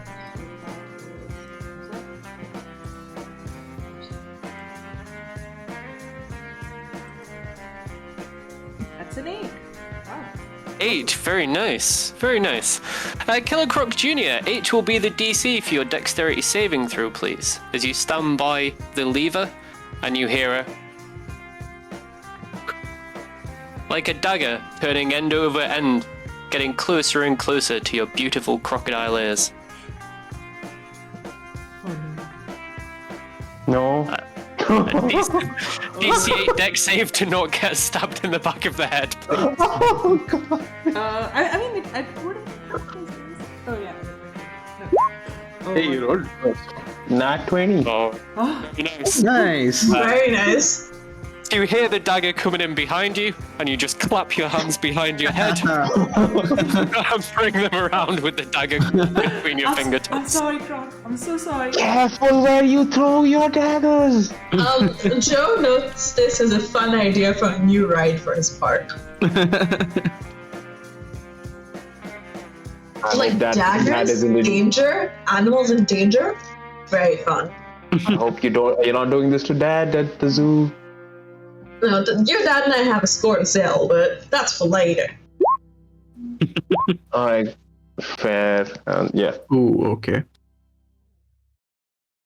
Alright, so as you have attempted that, the pigeons have swarmed in for their first round of flyby attacks. Let's just bring them down the map so it's easier to remember that they exist for people. So the attacks are going to be, the first one is going to be against Laldo Pata, and the second and third are going to be against Joe Exotic. So Laldo 15 against yourself, and then a 16 and a 22 against Joe. I'm safe. The 16 and 16 22 both hit me. Your AC not 18? My AC is 18, but I'm wondering if the 22 is hitting me. Yeah, the 16 and 22 were both aimed at yourself. Oh gosh, can I convince these pigeons again to be like, no, stop, I'm on your side. Look at Bob, he's a friend. Let's have a persuasion check, please. 14? 14. It'll be enough to give them disadvantage on the attacks against you, so we'll call it a 16 and a 22 for the first attack, and 14 out of a 14 and 23 for the second. So you convince some of the pigeons, some of them try and stop midair, some of them are like, yeah, no, he makes a good point, mate. We should just, why are we doing this? Some of them just carry on, words bouncing off their tiny pigeon brains like hail, bits of hail in a storm. Thank you. Thank you for giving me that. No worries. Like I say, I want you to survive till the hard bit. Yeah. I can't see. I can't wait. All right. So the bread. So the bread. The roll from yourself. We're going to use your spellcasting ability modifier. Okay, great. And yeah, we'll add a d20 to that, and it will be against the Pigeon strength. Joe, do Oh you my think god. It's that big- one. the pigeon will be a good addition to your zoo? You want us to catch it? I watch this pigeon masterfully combats every single idea that we've come up with, and I can't help but to be in awe. Wait, did you roll a 9? For the Pigeon, it did roll a 9. It got a 5 plus 4. Oh god. But with the nat 1, your mage hand is going to catch the small bread key just perfectly. The Pigeon comes in. There's a bit of a tussle and a crunching sound, and thousands of crumbs just start raining from your mage hand. I guess So- maybe we don't need this key. I feel like, okay, is the key made of bread or is bread coated a metal key? It seems to be an entirely bread key. From the way it's crumbled up in the mage hand, it doesn't seem like it would survive turning a lock. It's a very strange choice of material for a key. Far too crumbly. Can I insight? Sorry, continue. Yeah. Do I see the breadcrumbs on the floor? They are disappearing into an inch-thick mulch of not cleaned out ever pigeon coop. Oh, okay. Oh, fair enough. They don't disappear or dematerialize, but you wouldn't want to pick one up and eat it or anything. Okay, I don't think that's gonna work. I mean, we could use the bread to maybe get the pigeons away from our way and just walk through. Hey, Croc. What if we just keep yanking the thing again and again? And so bread keeps falling. And we can maybe pick one then, and the pigeons can have some, and then the pigeon can have some, and we're all happy then. That seems like a lot of work. It's just a lever. No, but like, is the lever like heavy? Like, you know how in Mario when you have like a timed lever that takes time to come back? Yeah. Yeah, it moves forwards from the starting position pretty quick, but then it moves back automatically, and it seems to take about 6 seconds in total to thunk and get back. Okay. Can I insight as to what kind of key what kind of keyhole likes a key made of bread? The mouth of a pigeon. I think a history or investigation would work better than insight, but I'm happy for whichever of those you like. Well, Well, A phrase from a recent conversation jumps out and sticks in your mind. You'd think for something to work as a key, you definitely want something bigger and harder than this small piece of crumbly bread. Okay, guys, I'm gonna go check out the bird path and see what that's about, and I'll just like straight run through the pigeons if I have to do the whatever that is. All right. So it seems to be almost like some kind of dispenser for a thick blue liquid. Liquid is piling up on the floor around it since it has been shattered with the Eldritch Blast. It smells quite sweet. It smells almost medicinal. And there is a big sign behind it that you can see now that you're much closer to it, that says in capital letters, "Warning, if effects persist for more than 8 hours, consult your local healer." Oh, that's the Thingy. the thingy. That was the first choice of name that went through the marketing process.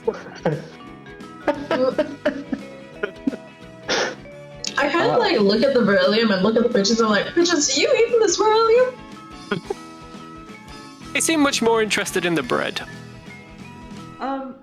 Joe, maybe you could ask the pigeons if they, might answer you.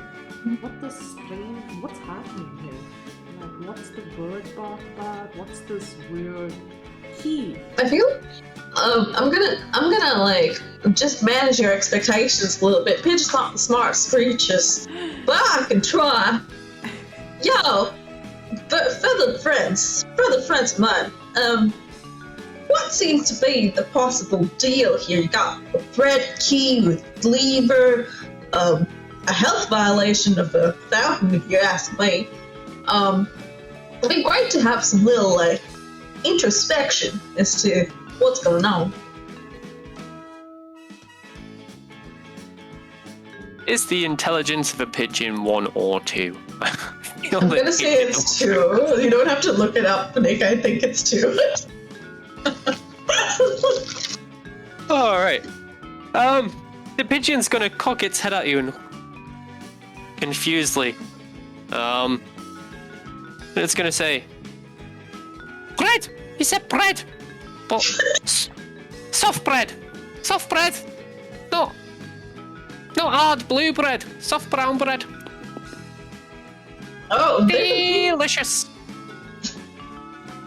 They've been messing around with the sourdough starters here. Apparently they've been putting beryllium in the bread and maybe feeding it to the pigeons. Pigeon friends, do you have friends who used to eat this blue bread and survived to tell the tale? No, I eat blue bread. Hurt your beak. Hurt your beak. No, but thanks for the warning there, Pigeon. See, Bob, you don't go off that blue bread, you hear? So you mean you're telling me we can eat this and like I'll like take like a dollop of my pinky and then be like, we can eat this? I mean, if you know the effects that it has on the in real life DC character, you can. But you also have to realize that you have the urge to break Batperson's back after doing so. I don't know. Just throwing that out there.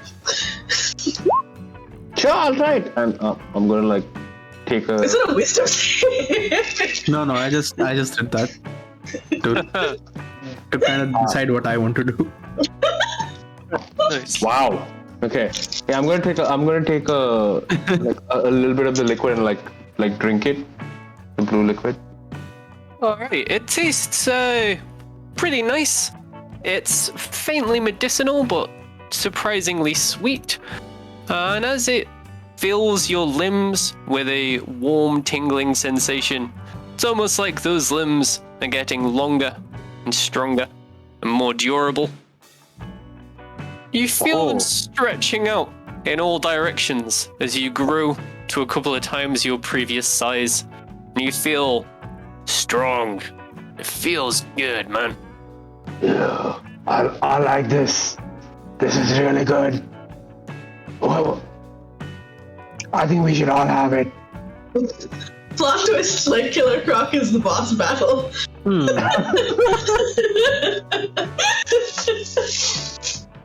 Like I just grow bigger. That's it. Like that's how it happens. You feel stronger. You're going to have advantage on any strength-based checks or saving throws. But you're also kind of in the mood. You've got a little James Brown on in your internal disco.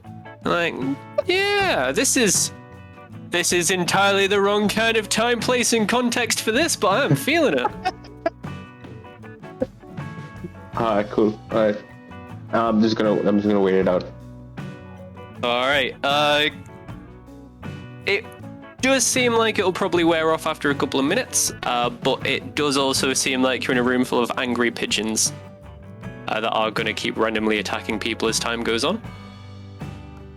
Annoying ass pigeons. I say you just walk up, right in front, get up, meet the real pigeon, take him down, save Batperson, and get out of here.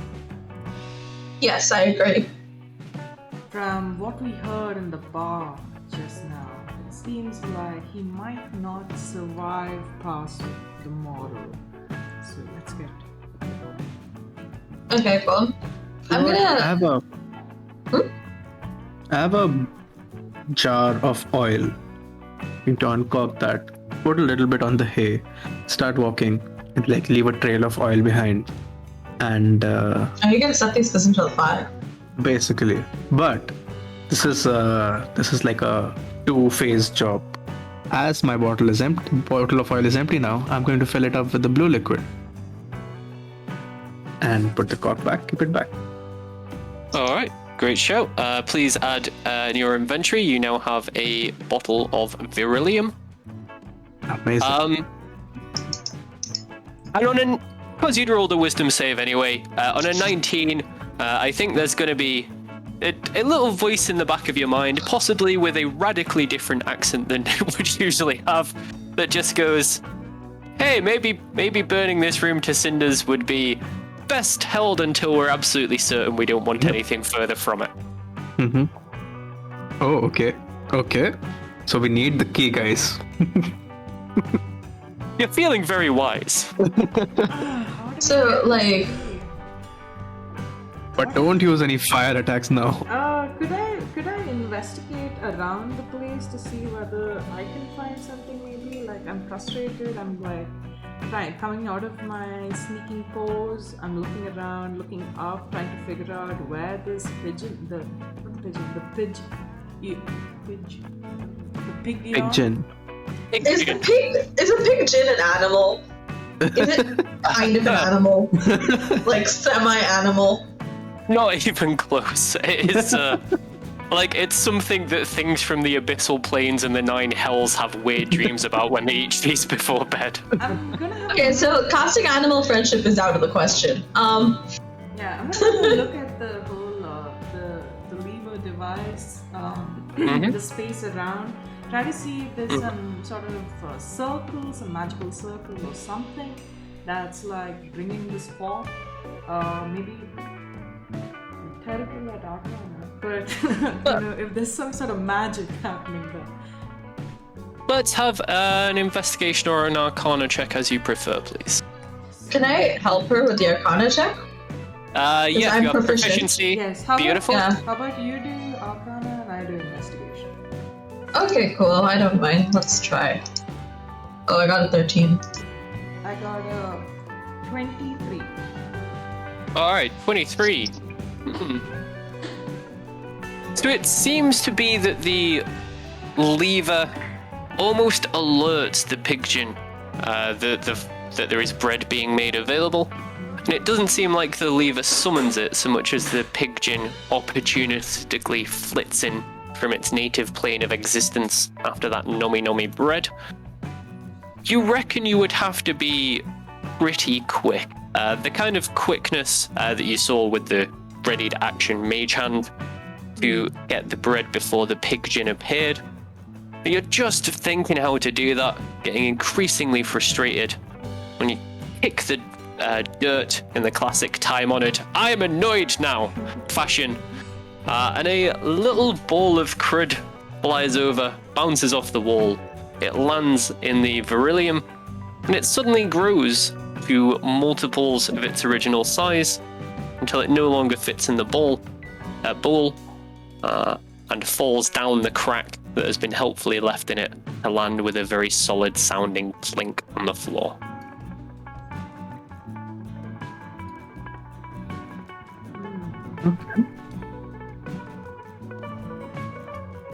So the beryllium is part of like the answer to like getting the key. Okay. Of course. We get the bread, we dip it in the beryllium to make it a proper key. And then we open the door. How are we gonna get the bread? How are we gonna get the I bread? have a last suggestion, only because my sleight of hand is so good. Exactly what I was going to I say. would like to propose that you, Laldo, pull down the lever. I climb onto this wall right next to me until I'm at a height where I know this thing is going to come from. Yep. And I snatch at it. But not too hard. That's what... But with my soft pause. You're gonna like catch the key as soon as it appears. How about that? Meanwhile, the other two attack the pigeon. No, actually, I'm not gonna attack the pigeons. I'm gonna cast animal friendship on maybe one of the hordes. I don't know how like this would work, but generally an appeal to the pigeons to be like, yeah, listen, be peaceful. Like, did you know the national bird of Florida is a pigeon? Like, we've never heard of pigeon. Like, they are integral to the streets. Like, they pick up all the bread that people keep throwing. If there were no pigeons, there'd be no one to eat the bread, and that makes it real sad. All right, very nice. It is going to work one cast per swarm. With it not being a concentration spell, you can cast it on multiple swarms and it will stay active. Okay. So, But obviously, it would burn a first level spell slot every time you cast it.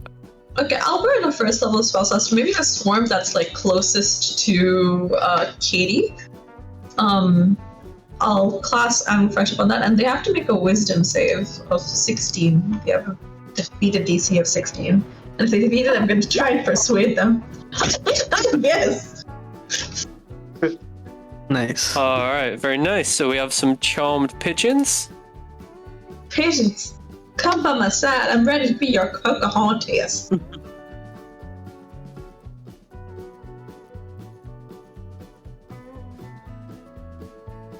All right, so the lever's going to be pulled. Key's going to be snatched out of the air. Anything further we want to add to the plan before launching it into action?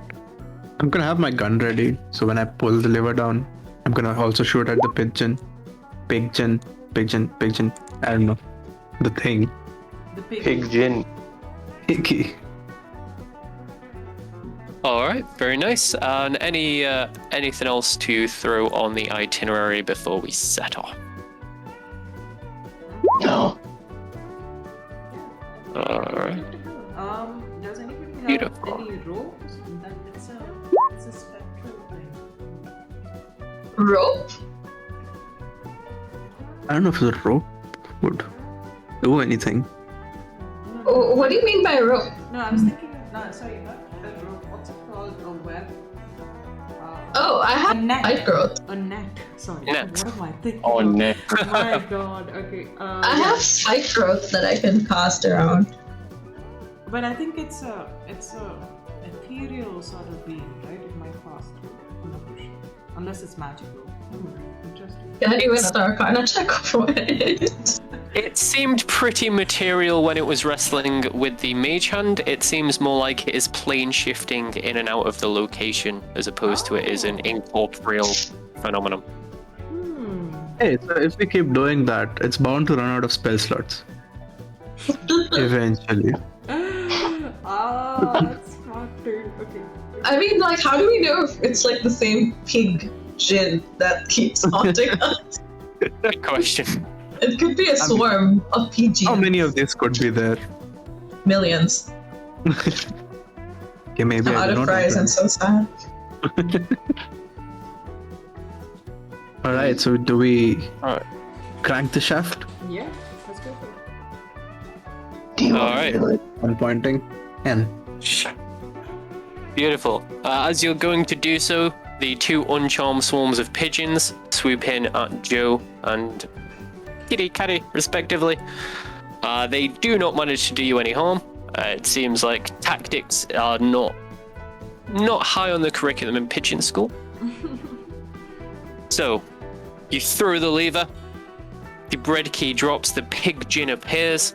Let's have a sleight of hand check to see if you can get that key before it disappears into the magical demonic snout. Yes! 20 plus Oh, 10, nice. 30. Oh my god, that 20. Okay. Today the Nice. rolls have been good, guys. The rolls have been good. Do not jinx it. We need those rolls when we face the final boss. Like, oh yeah, these are just like Like, I mean, the session I had during the day was such horrible rolls. I didn't get above a 10, I think, more than like once. So this is oh no. Nice. Alright, so you snatch the key out of the air with such subtle deftness, and you lash out with your left hand and manage to just flick it mid-air back to catch it in your right. The pig gin goes for your left hand. worries the hand open, seems utterly confused when that hand is empty. And as it disappears out of existence, like a really resentful equivalent of the Cheshire Cat, its glare seems to linger on for a few seconds after the rest of it teleports away. With the roll I got, would I, since it came from my hand, would I be able to hold it?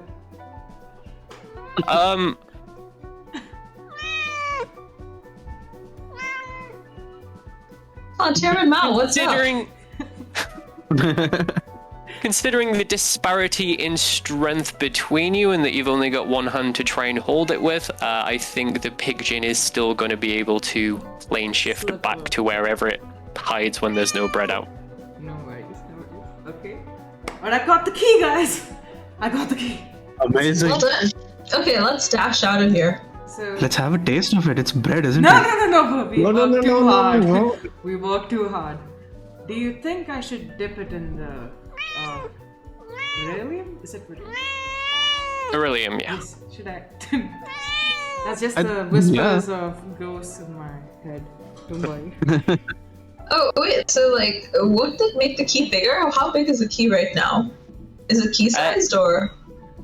It's tiny. It's like a key that you would give to a baby Thumbelina when it wants a house key, but it's not old enough to have one yet. Aww. Okay, Caddy, dip it in the So beryllium. it's tinier than my thumb. Thumbnail Aw. size, literally. Okay. Um, So I but yeah, very Go on, sorry. cautiously. The what was there poop in it before? What was the thing that was large and fell through? The thing that fell into, was it hay or Crud. yeah, just a bowl of crud, essentially a dust bunny that is now rock hard on the floor. Oh, okay. So I can put this now. Does anything happen to it? Yeah, the key suddenly expands as it gets dipped in, becomes about 8 times its original size. It takes on a bluish hue, and it suddenly feels incredibly solid. You tap it on the side of the base, on the basin, and it is absolutely impeccably rock hard. Interesting. Very It's a cool. crouton. So It's like really bad sourdough. so you have a key, I have a key. Now to find where this fits in. Oh yeah, we just needed. We need 2 doors actually now. How are you feeling, Croc? Is the effects worn off? Yeah, you are starting to shrink down to your original size. Feeling a little deflated. I'm not feeling so good anymore. Oh no. I mean, Hey. the strength of viral that can we take some back? It's so good.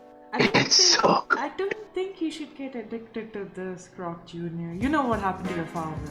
There's a reason why there's killer in front of his name.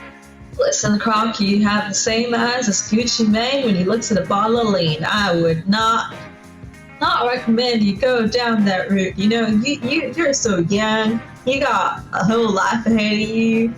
You gotta make your daddy. I'm just gonna take a little bit, like please, a little bit. No. Slap his hand. All right. Says the person who just took a bottle of this. This is a mystery tool that we will use later. Okay, cool. Okay, so Fantastic. Fine. shall we Alright. move ahead? Also, while we're moving ahead, I'm just going to keep an eye out for anything else suspicious in this room, interesting, out of order, such and such. Croc, how No about worries. you go ahead first? I'll go last. Hey, fine. I'm going last. I have something to do. Oh, no. Maybe let's wait till after we find Batperson. All it takes is throwing down a match here. Or an electric blast. Yeah, but we're not gonna come down here and then just light this one place. If we have to, we can just light the whole place later. Joe, let them argue. Let's just get going. That the blue stuff is calling me, and I want to get far away from it as much as possible. Okay. Nice. First, since everyone seems a little dicey on that, so I'm just gonna march up ahead. and be like, "Y'all come back now. You hear?" I'm coming! And yeah, I'm just gonna go follow her. Alright, beautiful. Just before we move on, Killer Croc Jr., please take a point of inspiration for your craving Virillium face. That was truly excellent, and I enjoyed it a lot. Thank you. Thank you. Nice. And as you open the hatch above you, you're going to see another rickety winding ladder up an elevator-like shaft, another trapdoor at the top of it, and this one comes out into quite a strange looking room. You can't see around the corners from where you're initially poking your head up, but you can see it's an odd shape. Opposite you here, there is another of those levers, and overall seems less pigeony than the previous places you've been through. Seems a lot quieter, the floor seems cleaner, the air smells fresher. Good times. Like, out of character, because I don't think Joe Exotic would have played any Mario games, but I think all of us need to pull the lever at the same time. Oh, smart. Good idea. But also, like, a quick note on points of inspiration. I'm not sure if you still do this, Nick, but you need to call out that you're going to use your point of inspiration before the roll, as opposed to after. Yeah, Yes. I got that. Yeah. Beautiful. You know, judging by how these rooms look, I'm going to say the next room is going to look like an A. Oh, wait, hang on. Can we just go up and find out that before we pull any levers? Oh, okay, yeah, I wouldn't know now. Laldo's right. Okay, so Croc, could you just go sneak up, see what's in the other room before you come down? Oh my God, was this a YMCA? No, wait. No. What were the letters? No. I'm sorry, I completely missed the other rooms. What? Where's the You E in YMCA, unless you're saying YE? No, it wasn't YMCA. These are the vowels. So it was an I, a C. What was the first one? I think it was a it was U. no. Guys, I'll go check upstairs like you want. Hold on, and I'm gonna walk up to the ladder and like slowly climb up. But I'm just gonna like push the trapdoor slightly and peek in. And But you can't. So wait, like technically, I guess you can't. I don't know what Laldo Plata wants. He said go check the door. Just try and check the letters. Yeah. Let's see if it looks like an A. It's like a triangle but cut off from the middle. Oh, this is. I'm gonna. So O-I-T-E. Okay, that's what we have so far. Alright, so the next room. How helpful is this gonna be? This is what you can see from the entrance to the next room. It's a G. It all says pigeon, doesn't it? It says The highest? pigeon, yeah, it says Wait, pigeon. wait. Yeah. Wasn't there like a C before? Or am I imagining it? there was I don't know what it looks like, but it doesn't look like an A. Okay, cool. I'm just gonna put G. Okay, cool. Come back down, Killer Croc. We got other things to do other than participate in spelling bees. I have never learned how to spell, so I don't know what you guys are talking about. Dad never taught me. Your youth can benefit from a good college education. Okay, so I'm gonna where's our tokens? Hang on. Are we on this map yet? We're on You the are middle. not. Yeah, you're currently on the GM layer, just here because you are just below this hatch, collectively. Killer Croc is on this level, but as you come out to the level, no one's going to appear and try and murder you. So let's just expedite through that. Oh, look at Ah, we're on this level. Oh look. I'm gonna tell everyone in character listen, I can see 3 levers and I think, gosh darling, gee whiz, if we pull them all at the same time, maybe something special might happen. How do we coordinate this? the 3 of you since you're so strong, go and do this, and meanwhile, I'll have a look at the door to make sure nothing's coming through it. Yeah, sure. Why not? Done Let's just go to the middle one. Okay. Oh, Alright. Joe's already gone to the other one. Croc, Cool. you're going up? Oh, he's stuck. Oh no. Okay. Can we let's assume just he's Alright. let's just assume he's gonna pull the lever. I mean, Alright. what else is he gonna do? Can people hear my voice on this floor? Yeah, yeah. It's You- no worries. The other party members can, yeah. The party members can hear. Okay, cool. As long as I count to 3 and people kind of push the lever on 3, then we should be okay. Alright. Okay, let's go. Caddy, be ready for whatever happens. He's a 1, hand on my gun. 2, 3. Let's go. Wait, you're supposed to beautiful. do it at go? I did it at 3.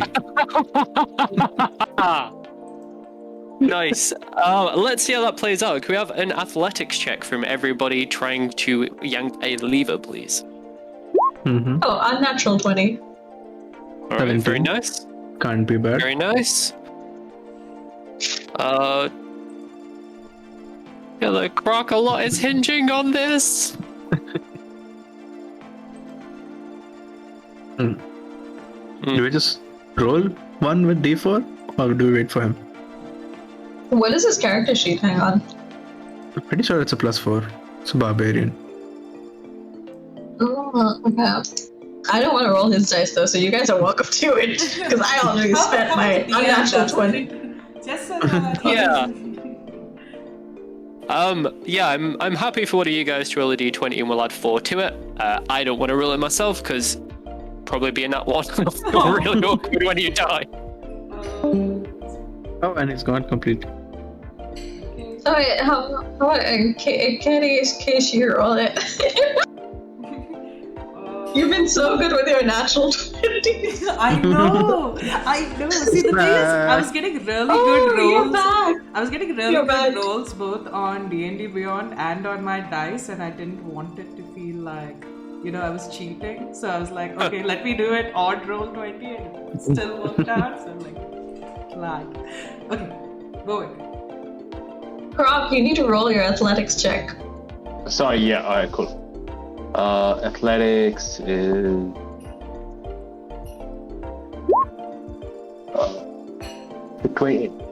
19. Alright. Amazing. Okay. Alright, beautiful. Yeah, I forgot there'd be a modifier there. Well, that's not going to murder anyone. Nice. So there's a little confusion as to whether you're going on 3 or whether there's a go afterwards. But there's a 1, 2, 3, clunk, go, clunk, clunk. You do get them pretty much simultaneously, and though it is an absolute grind to get each of them over, you do all find the strength within you to pull those levers simultaneously. And there's going to be a little ding as not too far from where you are standing, Catty. There is going to be a further key rock. And this is going to be a small iron key. Oh, lovely. So we have 3 keys now. Yes, And 1 0 silver, doors. 1 bread, 1 iron. What's the first one? The first Silver. key you got was silver. The Which I second have. was Bread and iron. bread and iron. Lal Dupita, I don't understand what the keys are for. Yeah. Where are the doors? Locked, probably. Okay. Okay, this mission's... I You know, guess maybe- each of them is a lock on Batperson's cage. Or the silver one could be for a vampire lock. As in regular keys might not work. If a bat had bitten a lock. Ma dear Ladu, I think you're confusing them with werewolves, because werewolves are allergic to silver. Vampires, you need to stick a stake in their heart. If Oh, anything God. I learned from like all of my Buffy rewatches. You don't mess around with Silva with a vampire. You need a good old-fashioned steak, Lord Jesus Christ, and the attractiveness of Buffy herself. Well, we can't have a steak because we're all vegan now, aren't we? Somebody kick him off, please. I can't do this anymore.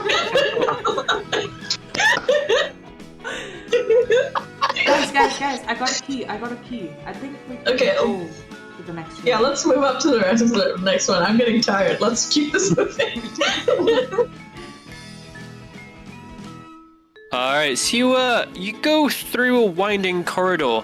The swaying of the tower as you climb makes you feel like you're approaching the top of the Coop. And you come out into a strange, again, another quiet and comparatively pigeon-free little room. And as you investigate it, you're gonna see there is a statue of a giant eagle-sized pigeon with its wings spread majestically, its beak just open wide enough for the choicest of breadcrumbs. And in its mighty talons, it grips a bronze key of a similar size and design to the ones you've been collecting.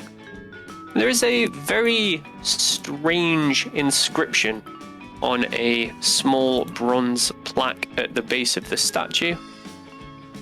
And it takes you a few seconds to read it, almost as if you'd scrolled away from it in your notes, and you're looking for it to copy and paste back in.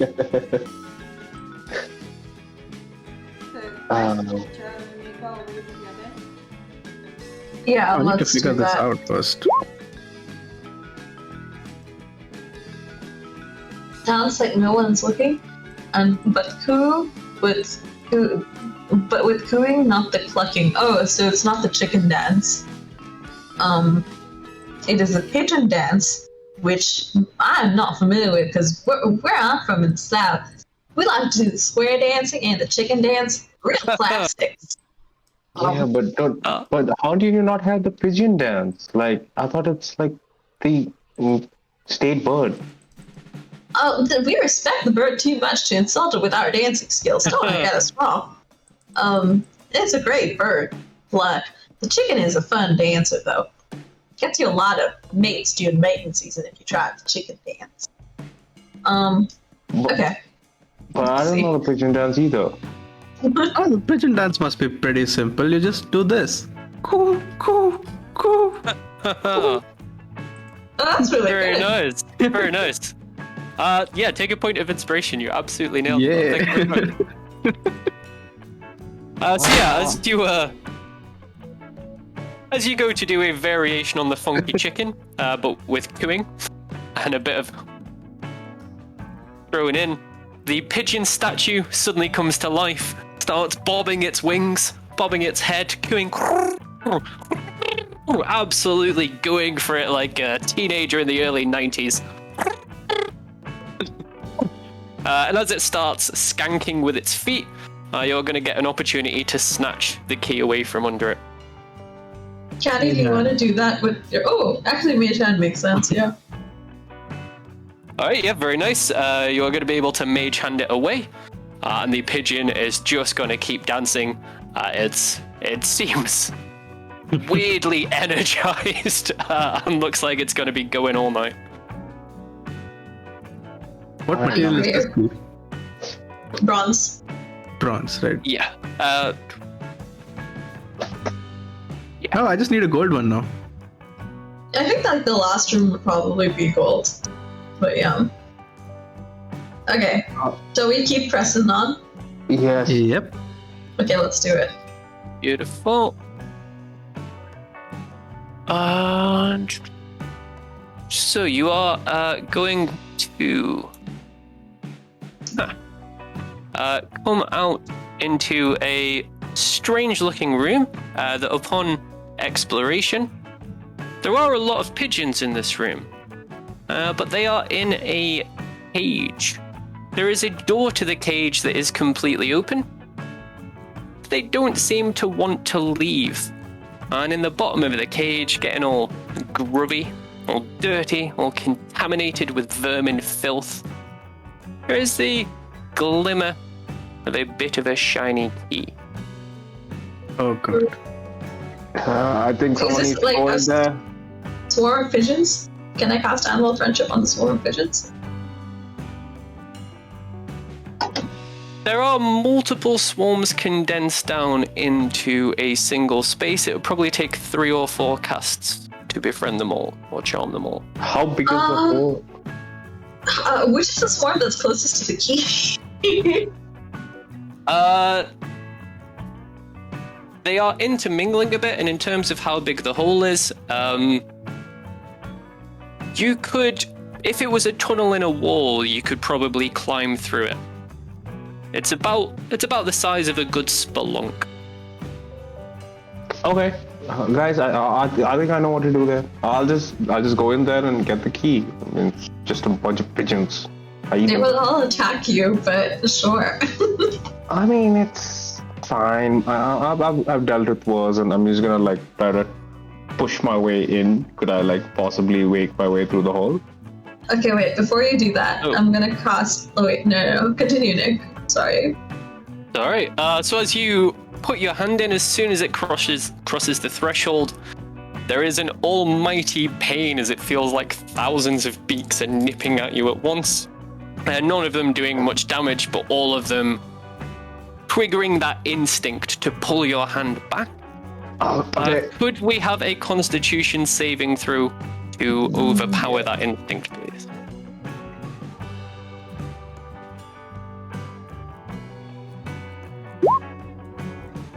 +6, so 19. 19. Yeah. All right, very nice. These are some awesome rolls, guys. So you are going to be able to do it. You are going to take a whopping 9 points of pecking damage in the course of getting the key out, but you have managed to retrieve, I believe this is the brass key. Oh. Oh, and isn't the brass key the one that we got from the eagle? Oh no, that's a bronze key. That's a bronze key. It's a brass, not a gold. Brass, yeah. Okay, let's I keep think- pushing, you guys. Like, we got this I got key. this. Yeah. Good let's thing. go, keep Thanks, Killer Croc. Okay, let's keep going. All right, and you come out into quite a strange room after climbing one more set of rickety stairs. Again, it seems like a very architecturally inefficient room. Like, whoever designed this was just really bad at blueprints.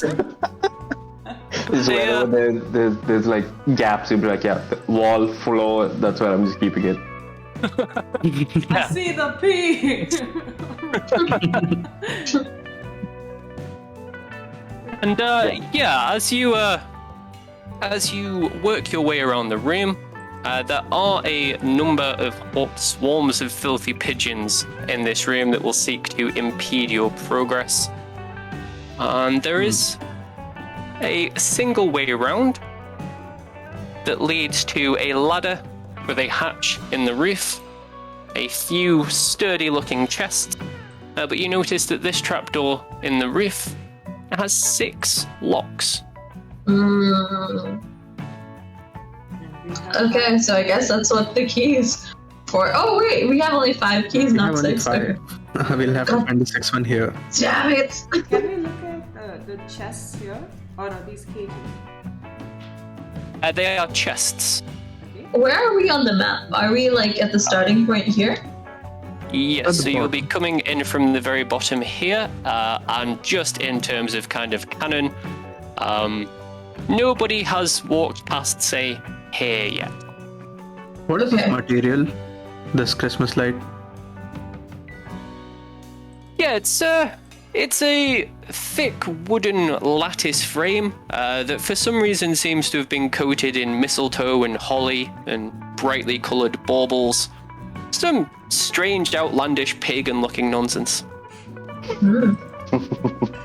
If it's wood, we can break it. I think that might attract a lot of attention. Yeah, Not but would you one rather go round? Like Actually, two yeah. pigeons? Ladu has a point. Like, we should try and work out the shortest route possible so we get the less number of attacks from these pigeons. Okay, I mean, I could possibly punch it through. Yeah, you're the strongest puncher. And I'm gonna give it a whack with my axe. I have a hand axe. Yeah, I have a hand axe. Alright, very nice. Let's have an attack roll and some damage, please, mate. Sure.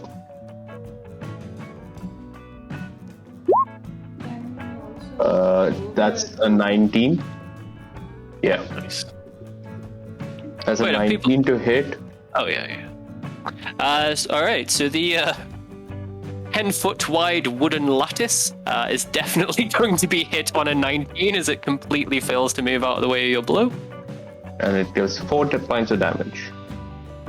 You have managed to chip a good chunk out of it. It seems like if you were to keep this up, you would definitely find a way through.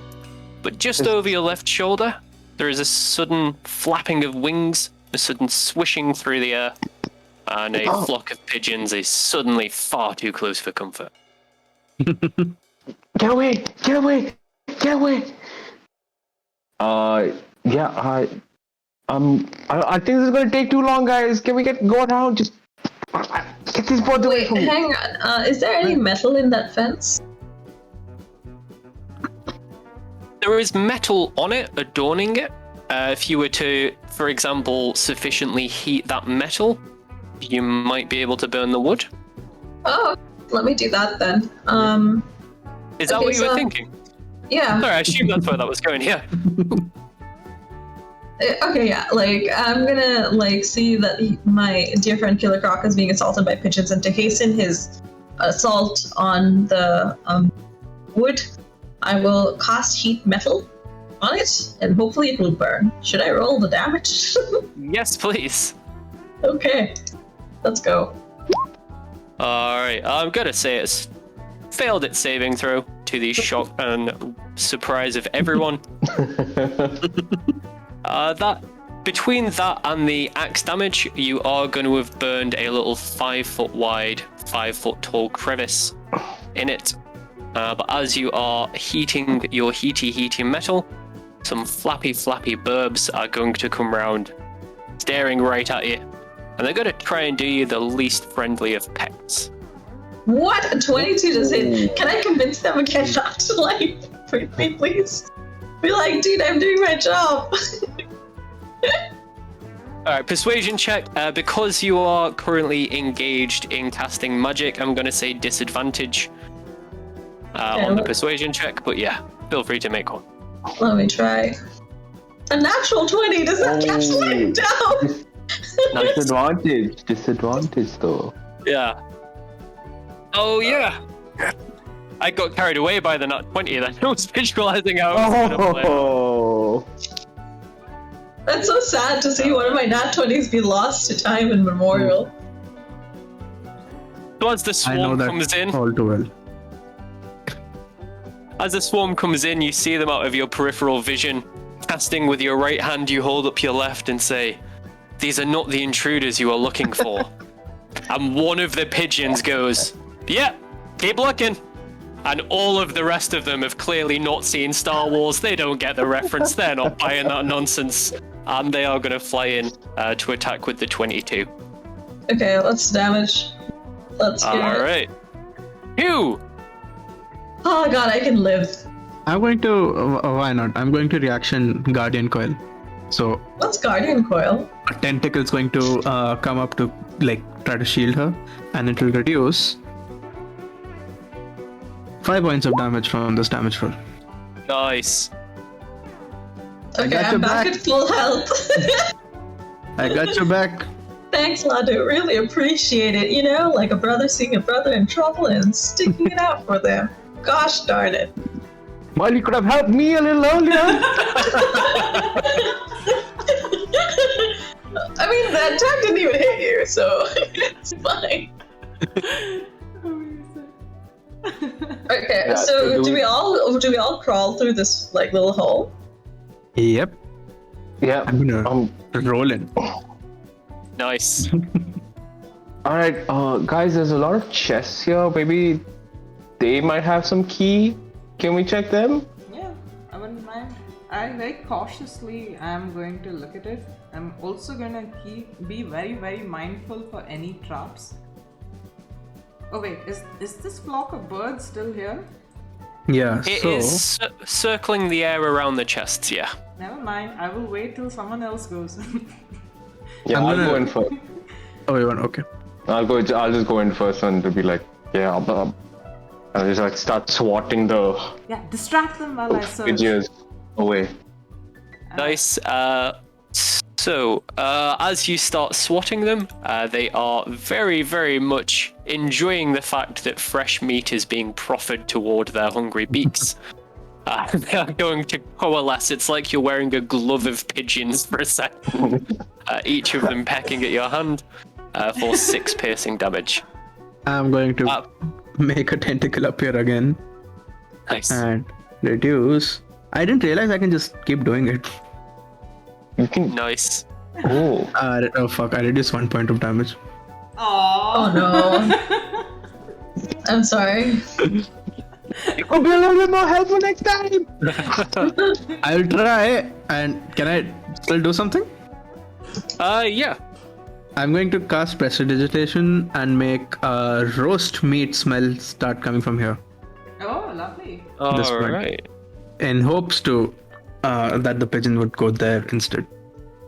Alright, very nice, very nice. Let's see. Pigeons don't eat meat. -2. Oh my god. These pigeons don't know that. Amazing. It's you got a 2 -4. That's fantastic. Yeah. Okay, Yeah, so that's what- bought us some time. Thanks. I'm gonna quickly Yeah. run in and investigate this chest, but I'm gonna also be mindful again of any traps around. Beautiful. Let's have an investigation check, please. I'm gonna walk as she's doing that. I'm gonna walk slyly to Joe and be like, Joe, Yeah.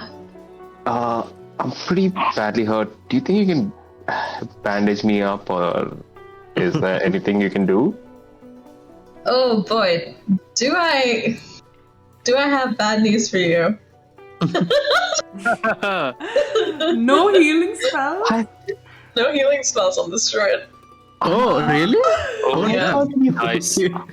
Brave. Oh my god. Oh wow, I was relying on you. Oh my god. I really thought you ran a zoo. You can't bandage up Aqua. You know what? Like, Nick, can I go into the past and swap out a spell? Okay, no. Okay, cool. Never mind. Oh, sorry. Okay, so I got a 15 on my investigation. You don't find any traps on either of the chests. You're not entirely confident in your findings. You don't feel like you've confirmed a lack of traps so much as not confirmed the existence of any. But you do notice a large L-shaped protrusion coming out from the wall just next to the ladder up to the locked trapdoor. All this is L-shaped happening. protrusion? Like, is it a button? What's the best way to describe it? It is a small, rounded, thin piece of metal that comes out perpendicular to the wall and then goes up at 90 degrees. Oh, that's an Allen key. We should turn it. Doesn't seem like it turns. It more seems like a hook for hanging something on. Oh, we should hang something. I take off my coat, which is actually my leather armor. So that's -2 to my AC. Hey! We do not have a healer! Oh my god! As you hang your coat on the hook, it leans forward a little bit. It clicks.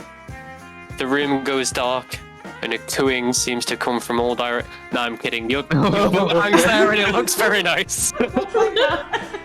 Cooing comes from Okay, Let's see. We haven't checked out these chests yet properly, right? You've kind of like just ascertained there might be a trap, there might not be a trap. Can I do? I don't know if I can insight a chest. Maybe I should do another investigation, or maybe a survival. Should I do a survival check on these chests? You can also investigate it, but I don't think a survival might throw up traps out in the wild, like snares in a forest, but I don't think it would be good background for these kind of traps. Okay, let's see. There are any.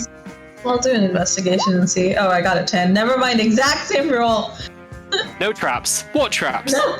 Traps. There is nothing like traps. Alright, I'm gonna see if the trap door is open. Alright, it is not, and from the way there's no... usually with a lock, the edges of a door will budge, but from the way it's solid all the way across, you think all 6 of these locks are currently locked. Guys, maybe just put all the locks and see what works. So we try unlocking it for the keys we have so far, and maybe the 6th key will just show up. Yeah, it's possible. That seems counterintuitive. Face. You don't know Nick's games. So, I think, so Laldo has 2 keys, I have 2 keys, and Croc Jr., you have 1 key, don't you? Yep.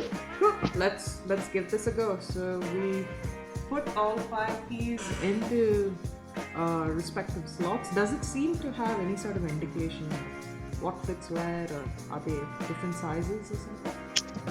They are identical sized locks, as they are identical sized keys. The keys themselves are easy to differentiate, being made of very different materials, but the locks are identical. Okay. So we gotta put the P key first, and then the I, and then the J. Smart. Take a point of inspiration if you're not holding one already. I know you're holding one already. Smart. Nice. That was Okay. fast. So that would be, so that is plus. That means We're that. in the P room right now, right? So we don't. 1 second just while you get this in order, sorry chaps. Be as quick as I can. Yeah, sure.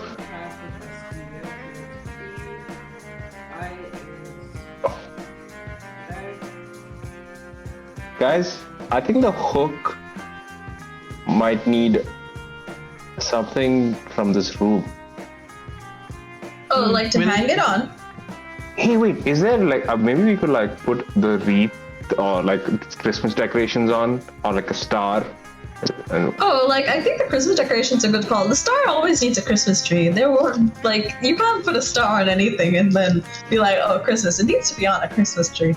Or we could put these boxes together under the hook, and then put a mistletoe on top of the hook, so that then these boxes would kill the kiss. They would have to open their mouths. Oh my god. Wow. That might work, guys. I'm gonna ask Nick if there's any mistletoe in this room just to like see if your galaxy brain logic is. Okay, but I have, apart from the P key, we need to put it in. I got the order. You got the order? Yeah, I got it. Amazing. Okay, so. Kush, do you want to tell Nick about your galaxy brain theory as Yes. to what's going on? Okay, so we have this hook, right? I want to put both the chests under this hook, and then put a mistletoe from the decorations on the hook, so that these boxes kiss and open their mouth, and then we can just take whatever's inside. You know, these boxes turn out to be mimics because of you, Kush. Exactly. Exactly. They might.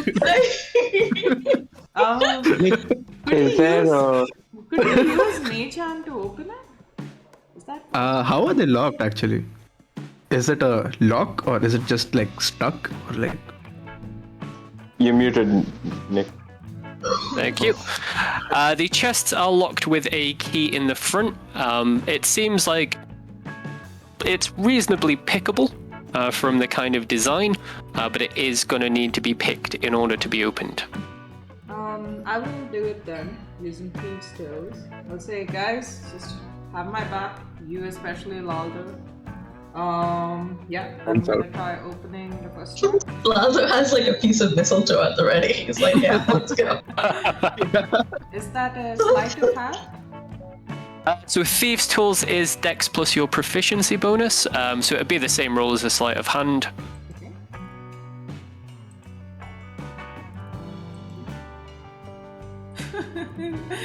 Oh. 13 for the first one. Alright, and which of the two chests were you looking to open there?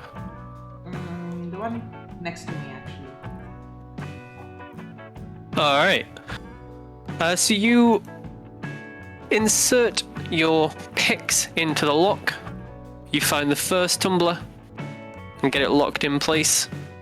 The second, and just as you're feeling for the third, there is a distinctly unexpected click. And just as the click is heard, there is also a huge wave of force comes out from the box for 15 feet around it. Could we please have a strength saving throw from the four of you? Oh shit. Okay. No! Can I cast Spirit? No, wait, can I cast Spirit Totem and be like, Spirit Totem? Please give advantage to my friends on the strength saving throw.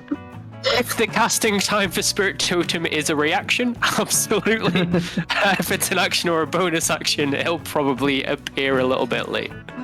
Okay, so. Oh, it's a bonus action. Okay, so what is it? A strength save? Yeah, Strength save, please. Yep. that's a 19 for Laldo. 15 for Shit. Cass. And what about your crop? One? Oh, not one. Oh, nice. Oh, Oh no! Oh no! alright, Would you so. have anything to your strength? Does he still have an advantage to his strength? Is that thing? Hmm. The beryllium has worn off.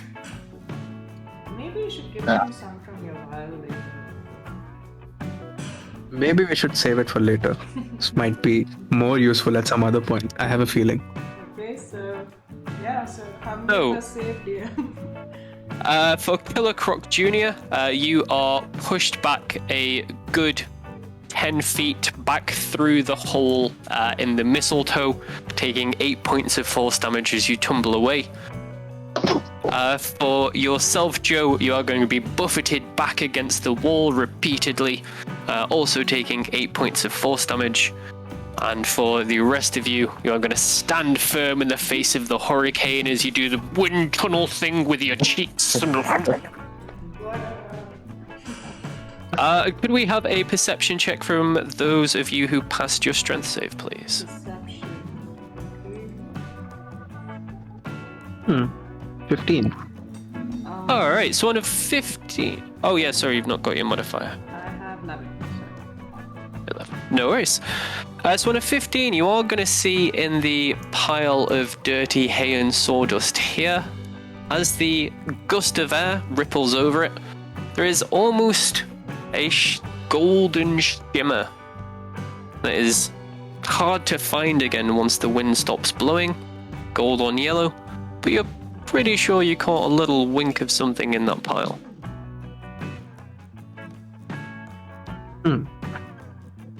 In this pile? The one just to the right of the ladder, just below where the hook Right. that you hung your jacket on is. Oh, and there's a really cool moment where your jacket's like vertical in the wind, just blowing away. Oh, I need to take my jacket back. I need this AC. I just put it Yeah. back on. Yeah, go for it. Can we wait And through the haystack and see if I can find the key? Yes. So usually this would be something to roll for while a bunch of pigeons are all trying to murder you. But as the pigeons are distracted and there's no time pressure, you are going to be able to dig through it at your leisure, and you are going to find a golden key of a familiar design and size in that. golden key in a haystack. Let's go. Okay. Mm-hmm. All right.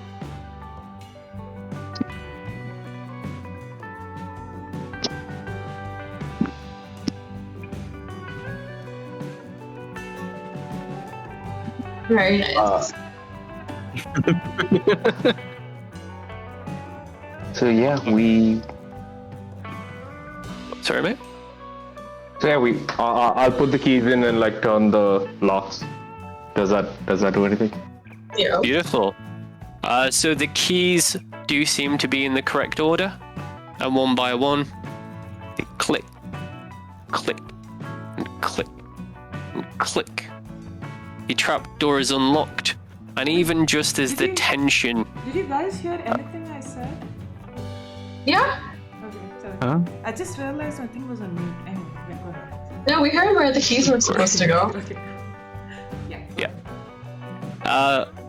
And yeah, as the last one turns, there's just a little loosening of the tightness of the trapdoor, and an awful smell of decomposing pigeon feathers and dung wafts down on you from above, and an unholy, soul-chilling cooing seems to fill the air. Okay, are we sure we want to go in there? That smells worse than my home. Honestly, like, I'm used to this. Like, I don't mind going in first. I'm gonna cast prestidigitation on my mask and make it smell like perfume. Very nice. Oatmeal, fresh cut grass. Nice. Yeah, so we make our way up then.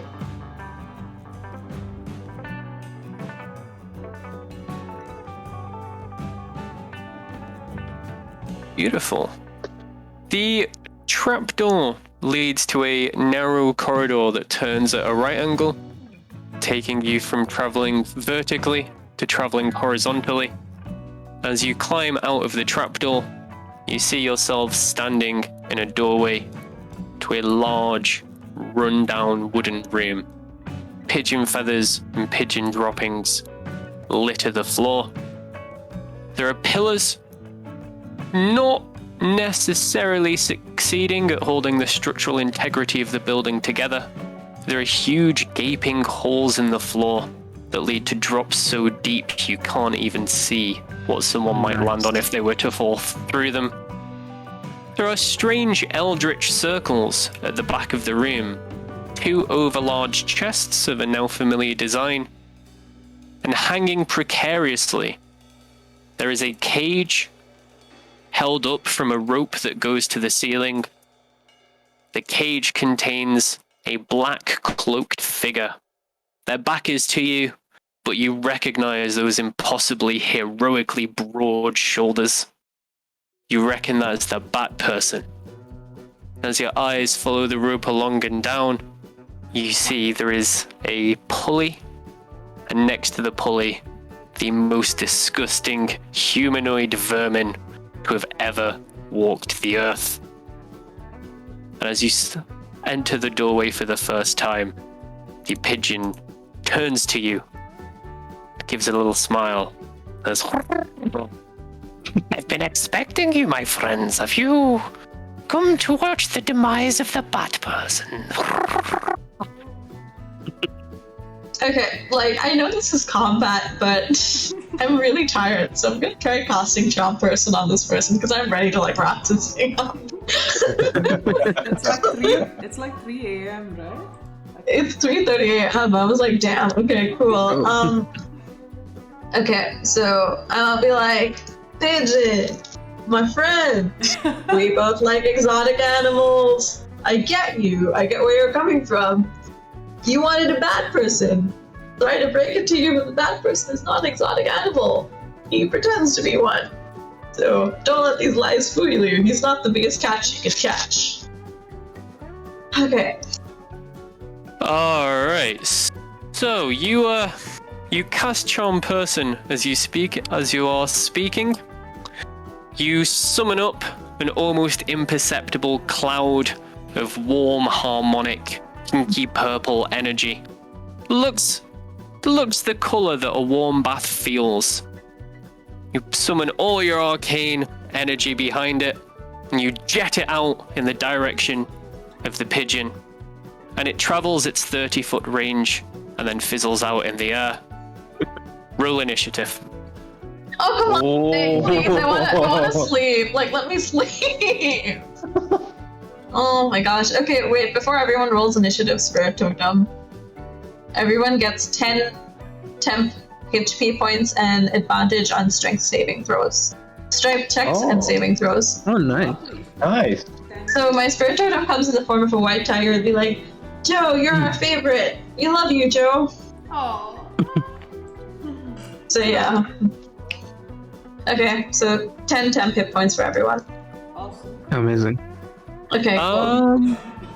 I don't have a white tiger, but I'm going to give you control of this tiger, and that'll be your spirit totem. Oh, yes, awesome. What's actually a rat, Joe? Bob is still with me. Okay, I guess I need to roll initiative. Do I roll initiative for Bob too? Oh shit, I got a nat 1. Oh. On initiative. Which means I'm going last, which is hilarious. I'm gonna roll for Bob. Is Bob Bob got fighting? 12. I mean, I'm gonna try and use Bob to some point, because I need this to get over. I'm ready to go to sleep. If you are looking to go to sleep, if it's becoming a priority for you, Samaya, just between us, if you do fall down one of those massive holes, it's not a go to death saving throws kind of drop. It's a go straight to the afterlife, do not pass go, do not collect £200 kind of drop. Figured, yeah. I like how you've turned like the situation more life-threatening because I need to sleep. This is like I'm not Hey, sure what it's- to check. It's This equally is the hard life-threatening bit for I me. wanted you. This is the hard bit I wanted you to survive to. This was always going to be life-threatening. All right, so initiatives. As you are rolling initiative, the despicable pigeon is going to start cackling, and there is going to be a happy little glow from those eldritch summoning-looking circles. Who knows what that might mean? As the pigeon summons some pigeons. Good God. But I told you guys there was going to be a lot of fighting pigeons this evening. It is the one pillar that this one shot is built on. What is the Okay, natural I mean- enemy of a pigeon? Someone who doesn't like feeding them? Like. Pollution. Yeah, trains. Anything moving would be like a moving car, a bike. I've seen them run into windshields quite a bit. Is there any way that I can hide the initiative? If You you drag it if you click the X in the top right, it will close it just for you and still be up for everyone else. Oh, I'm not getting an X on mine. You can just move it to off Oh, it's screen fine. if you I'll want. just leave it. No, mine wasn't coming earlier, but now it's fine. I'll just Okay, cool. leave it on the side. Sure. Beautiful, and that was in 12. Very nice. What's your Alright. initiative modifier? Joe, exotic. Oh, +3. Oh So yeah, it was 3. Sorry. Yes. Oh, Can we have a token for Bob? Oh. What might Bob look like?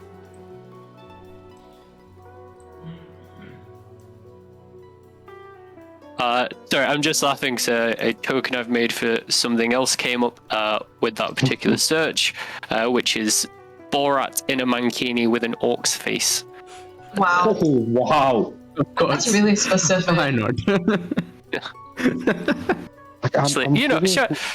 Let's use that for Bob. Go on. Oh wow! Oh my god, I need to zoom in for this. I'm just very curious on where you were using that now. There was an orc-themed module that I wrote, and he's an orcish entertainer. He's Borat, but Boar, because, you know, the whole porcine theme. Nice. Okay, cool. So who's going first, guys? What's happening? Alright, so it's going to be Laldo to kick us off on the initiative order. Yep, I'm gonna move here. My movement, and I'm a warlock, so I'm going to Eldritch Blast twice with my guns. And you see, as I move forward and I run forward and I leap into the air, and 2 shots and I land perfectly. Alright. Will the shots hit though? Very nice. 21 on the first one, Oh, 21 is going to hit. and 11 on the second one. Alright, so the first one makes contact, and a huge cloud of pigeon dust and feathers bursts up from out of your target, which kind of obscures him for the second one, and just sees that shoot off into the far wall. Yep, that's 6 points of damage, force damage. Beautiful. And I'm gonna. Will this work? Yes, from a no. No, that's my turn. Alright, very nice, thank you. That was really not how that was supposed to work. Yeah, I'm just going to roll that. So, the pigeon takes the Eldritch Blast. Seems this is probably not the friendliest way that you could have introduced yourselves after storming into his house. He turns to the pigeons behind him. Members of the flock start swarming around him.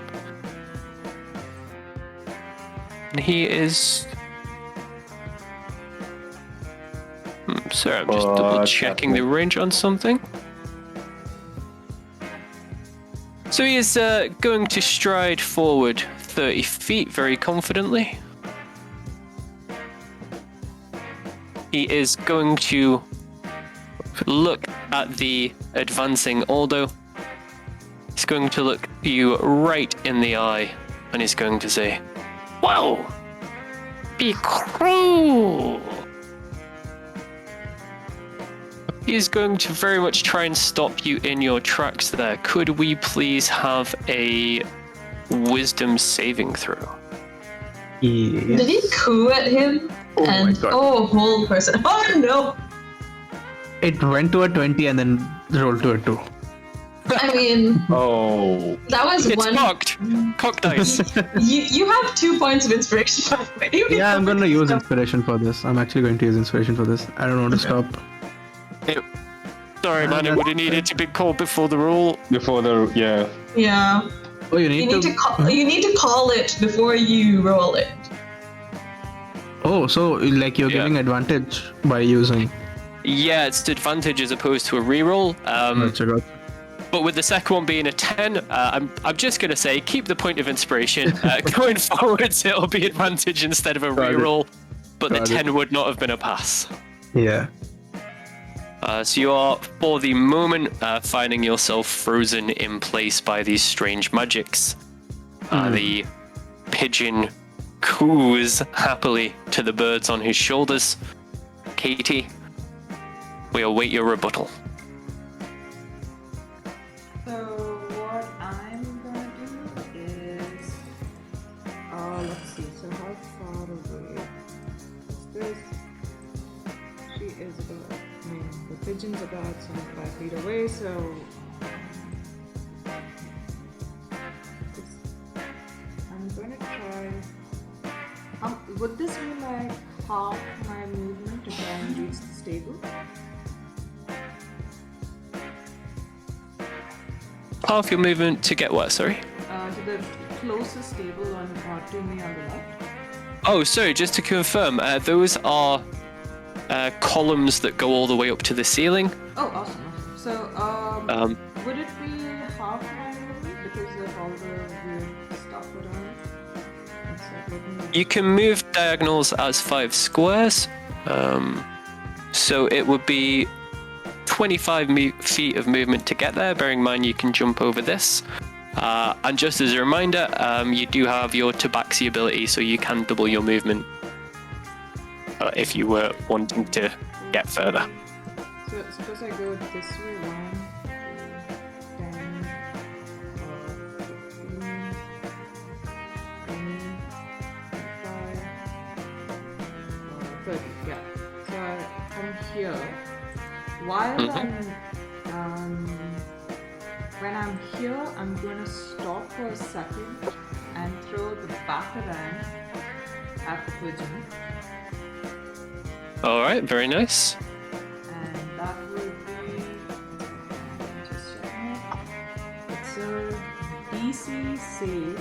Oh no, it's a DC 12 con save. All right, can we have the attack roll to hit first, please? So it'll be dexterity plus your proficiency. Plus my proficiency, 2d6 plus my dexterity is 4 and proficiency is 3. So 7. 2d6 plus 7. Okay.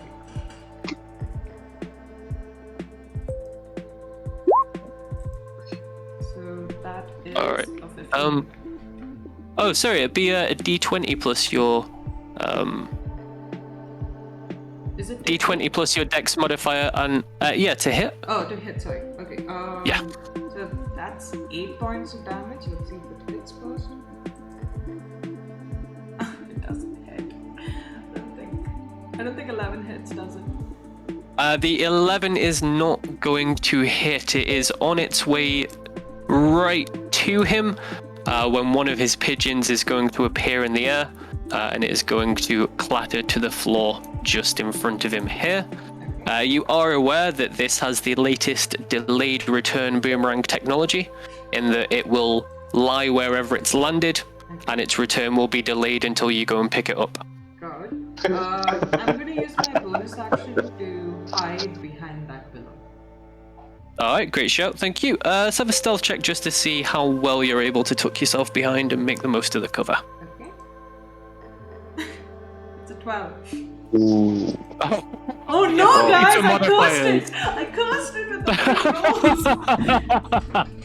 Oh no, we're gonna die. This is gonna result in PPK. Alright, beautiful. That's my turn. Alright, very nice, thank you. The pigeon at this point,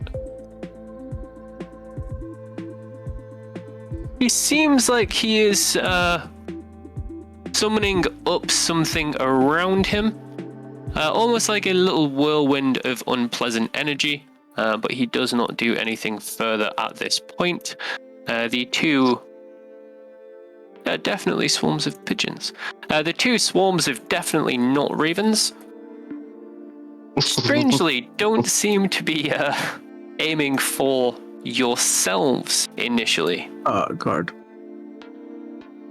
One of them flies to the top of Batperson's cage and starts worrying at the rope holding it up, whereas the other flies over to the winch and starts worrying at the rope holding it there. Seems like if either of them managed to get... Seems like if either of them managed to get through those ropes, Batperson is going to have a real bat time. Nice one. And at this point, we will come round to Killer Croc Jr. What would you like to do, mate? I'm gonna take out my hand axe. I'm gonna take out my shield and be like, "I'm coming for you, bad person!" I'm gonna use my full movement to go here. Wait, where is it measuring to? 40 and yeah. Okay, so I'm gonna use my movement full 40 feet to move, and I'm gonna use my action to also dash to that location. Is that possible? Yeah, you can absolutely dash with your action. Yeah. And when I get there, I'm like, wait. I need a bite first, and I'm gonna try biting the pigeon with my bonus very action. nice. Very nice. Alright, just give me a second. 1, 2. Does a 20 hit? A 20 does hit. You manage to sink your teeth in and immediately regret it as the smell of the room now takes an almost physical form in your mouth. Oh, that's nasty. And it takes 1d.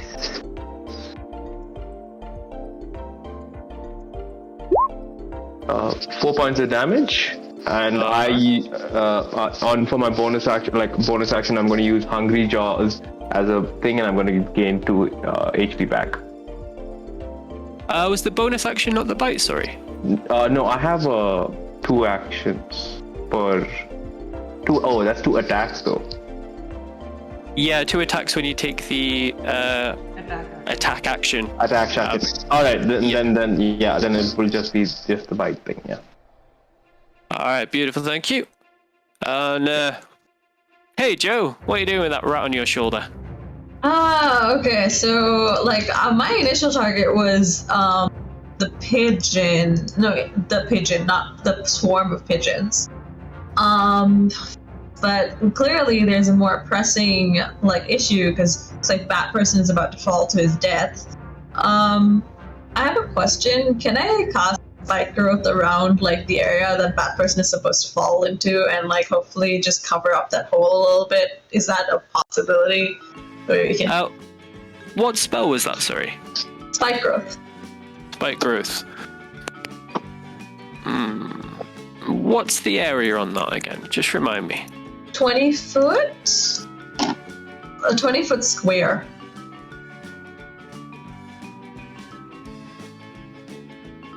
So I think you would need at least one edge of the square overlapping the floor to give it something to actually grow from and to give it an anchor and some ballast, as opposed to just... Gracious me. Okay, I guess I have to deal with the snakes. The pigeons. Okay, so I'm going to... Where's the movement? Okay, 30 foot. Oh shit, hang on. 30 foot. I'm gonna stay in Oh wait, can I move here? Yep. Okay, okay, that's 30 foot. Okay, that's 70 feet. Okay, I am going to summon, conjure animals, and the animal that I'm going to conjure is the natural enemy of the pigeon, which is a swarm of poisonous snakes. Alright, very nice. Oh, nice. So I'm gonna swarm of poisonous snakes around the pigeons that are eating away at the rope and be like, not on my watch, at least not now. Oh my god, I was really hoping I could just attack head pigeon there. But yeah. So swarm of snakes does it go on my turn, or should I give it its own initiative? In the summon spell, it will say when it goes, whether it has its own initiative or whether it acts immediately after you, and it does vary from spell to spell, but it will be there in the description. Conjure animals, so you can summon, choose one of the following, each beast is considered favorite. I do. Roll initiative for the summon creature, okay. Let's see, where's the initiative? Did that show up? 10. Alright, very nice. So, swarm of poisonous snakes. It is a CR2, so you will have one of them, and you should now be able to have it see its character sheet and roll 20 and control its token on the map. Booyah! Awesome, thank you. As just a last bonus action, I'm just gonna try and be listen, pigeons, doesn't have to get bloody between us. I know you're an innocent bystander and all this, and you're just doing as your monster says, but if you don't listen to me, you're gonna get attacked by a bunch of snakes, which I really didn't want to do in hindsight, you know? You guys seem like a great addition to my zoo, so maybe you can stop pecking at the rope, make it easier for us. Because this is an animal collection trip for Joe. Yeah. Where she's going. This is how the zoo starts. Yeah. This is the origin story for Joe Exotic. Yeah. Can I do that? Do you think, or? You can certainly try. Whereabouts would you like these snakes dropped? And it will be a persuasion check for trying to talk around the swarm. So like my casting for conjure animals is 90 feet, so I'm gonna drop them right next to the pigeons. Next to them? Pigeons. Here. Sorry. Alright, beautiful. Can you drop them on top of the herd so that they fall on the pigeons, constricting them as they fall? That's Nick's face and he's gonna about to allow something. He's not gonna allow it. I'm gonna say no in this instance because it is part of the wording for stat blocks for swarms that they can pass through other creatures' spaces and other creatures can pass through theirs. So it's just like throwing two bowls of spaghetti at each other. Most of them are just gonna pass through and slither on past. Got it. Okay. So I'm gonna try and persuade the pigeons. Let me see. If that gets me anywhere. 14? 14. Feeling a little more cooperative. The magically summoned beasts don't seem particularly responsive to your arguments, but as somebody who has just magically summoned beasts, that might feel like a mixed blessing. Oh gosh, okay, that makes sense. But yeah. Okay, Alright. That's my turn. Alright, so just before we come around to the very top of the turn order, there is a huge howl as the wind picks up, and the ricketiness of this tower becomes truly horribly apparent as it shifts suddenly beneath your feet. Could we please have a DC 12 dexterity saving throw from everyone? I'm held in place. Would I? It would be an automatic fail from yourself, I'm afraid. But Yeah? the guy got bit, so concentration. Oh, yes. Yes, beautiful, thank you. Let's see if he is still concentrating on that after his nasty chomp. Oh no, Ooh, just. That's an automatic fail Ooh. Automatic failure. for me. Oh, okay. Also, Nick, I have a feature which lets me have advantage on dexterity saving throws when I'm not blinded and stuff. Yeah. Yeah, effects that you can see. This would be an effect that you can see. Okay. It is the room very suddenly shifting under you, and your feet do the cartoon thing beneath you. You struggle to lose your balance for a minute, and you may be carried along with the room. You may fall prone and get rolled along it. Alright, I got dex, that is 13. 13, alright, so that is a pass. And actually, for yourself, Laldo, I think you are going to lurch heavily into... Actually, no, it's going the other way. You are going to lurch away from Joe Exotic as the floor suddenly moves beneath you. Yes. Joe, you are going to move with the floor, having passed your saving throw, and now find yourself on the edge of a dangerous precipice down here. Oh, so the mechanic is like it moves, and if we're on a hole when it moves, we drop to our death. Yep. Yes, the floor is going to keep moving around underneath you in randomly determined directions, randomly determined distances. For you yourself, Patty, there is... Actually, what was your dexterity saving throw? Sorry. Okay. Yes. Dex save to keep your footing as the floor suddenly moves beneath you, please. The dex is...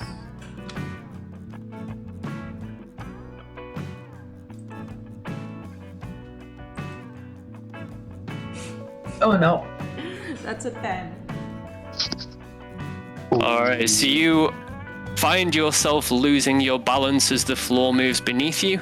and you essentially end up jogging in place like you're on a treadmill as the broom moves in relation to yourself, and the floor suddenly drops away beneath your feet, and you find yourself hanging on by your very fingertips. No. The strength in your arms and your fingers is starting to go, and as your arms are already shaking, you're reckoning it might be difficult to keep your grip for more than about 6 seconds or so. Oh, Especially if the no, building no. keeps shaking. Wait, is that a turn? Like Yeah. a Yep. round? Yeah. So, coming down to yourself, Laldo, you are still frozen in place. Can we have another wisdom saving throw, please, mate? Yes. That's a 14. Alright, 14 is close enough that I need to double check and remind myself what his DC is. If it's not enough, I'm going to add my packed bone of the talisman. Alright, yes, it is gonna need a little bit more behind it. It has 2 more. That's a 16. Alright, that is just gonna make it. And after 6 seconds or so, you find the feeling slowly returning to your arms and legs, and the agency slowly returning to your body. So do I have my whole turn? Action, bonus, action, movement? The wisdom saving throw is at the end of your turn, sorry, mate. Oh, that's the... Okay. That is the full 6 seconds going, move, damn it! Move! Yes, finally! Whew. Alright, got you. beautiful. So, coming round to the pigeon, he pulls away from where you have bitten him, and he seems pretty unhappy about that. He has taken that pretty badly, and he is going to whip up some horrible, gritty sand, dust, pigeon feathers from the floor around him. Could anybody who happens to be within 5 feet of him please make a DC 16 con save? 5 feet. Okay. Alright, cool. Con is just 16. Oh, beautiful. So you are going to just get the biggest bits of feathers and dust caught on the edges of your eyelashes. Just keep your vision for the next 6 seconds or so. Yeah, that is going to be the pigeon. Katie, we come around to yourself, dangling by your very fingertips. Do I Into- okay, so I will first try to climb out, obviously. Would being a cat and good at climbing things, does this help me in any way? Does it give me an advantage or something? Actually, I think the fact that you have a climb speed, It's 20. yeah, I think you would be able to use your climb speed to essentially just extra traction yourself back on if you can climb up a wall. And yeah, this is going to be actually a lot more within your wheelhouse than it would be for most people. So yeah, I think 10 foot of climb speed would get you back. Essentially just sprawled out behind this pillar here, going, whoa, that, oof, bit of adrenaline, that, mate. Okay, so that would count as part of my movement, right? Okay. Yes. So then I'm gonna use my action to, would I still be in a sort of sneak, or would I have to get into a place to be able to do a sneak attack? I don't think there are any enemies currently within direct line of sight of yourself. So if you were looking to attack somebody, providing you were able to sneak to a point where you can see them, yeah, they might find that a bit surprising.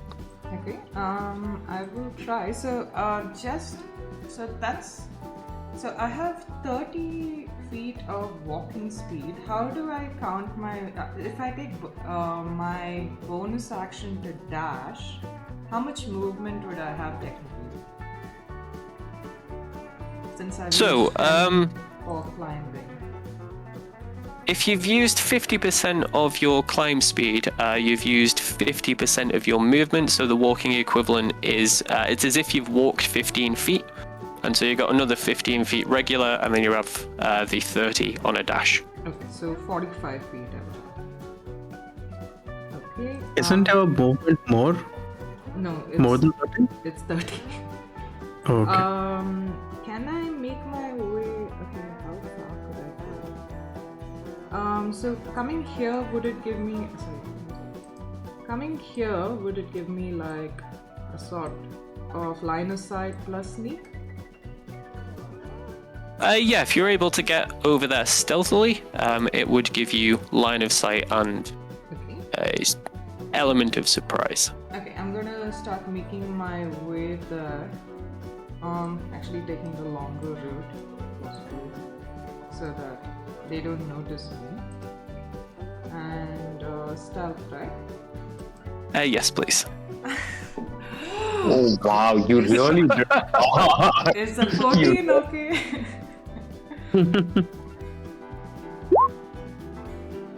Oh wow. Somehow. Oh wow.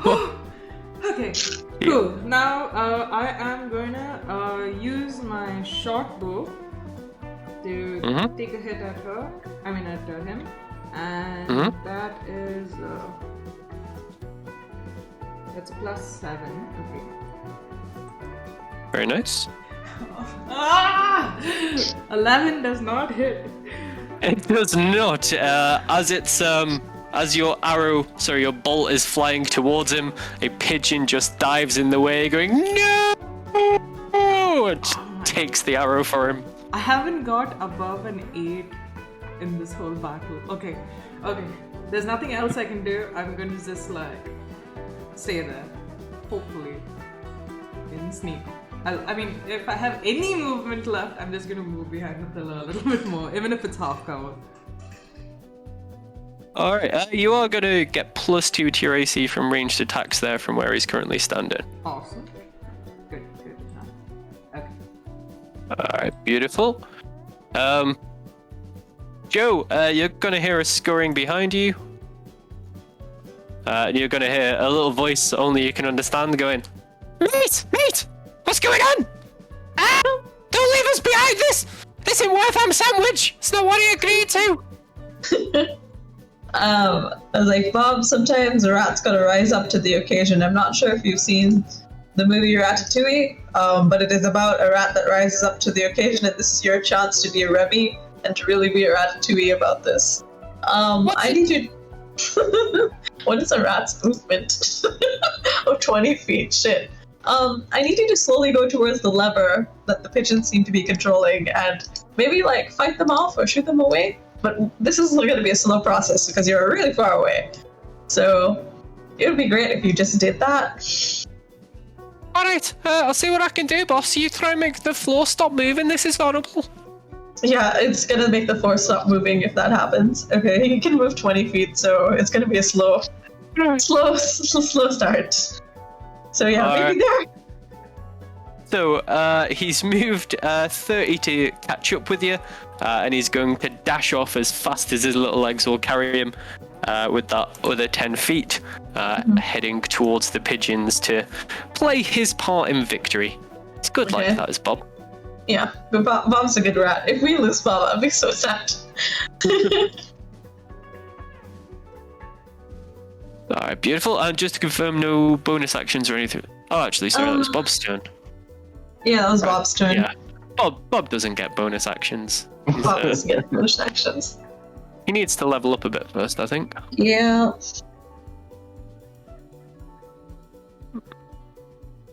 Okay. And yeah, he's not concentrating on anything anymore. The pigeon, seemingly still really annoyed by that bite, he's going to take a little bit of time to cast some kind of blanket of feathers all over him. It makes him so disgusting, it's that little bit harder to hit him. Okay. Mm-hmm.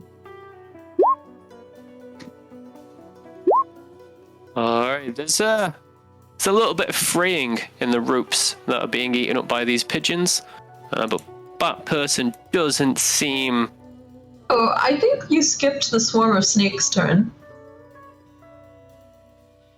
Because it's a 10. Oh yeah, they should have been right here. Apologies. Let's have a...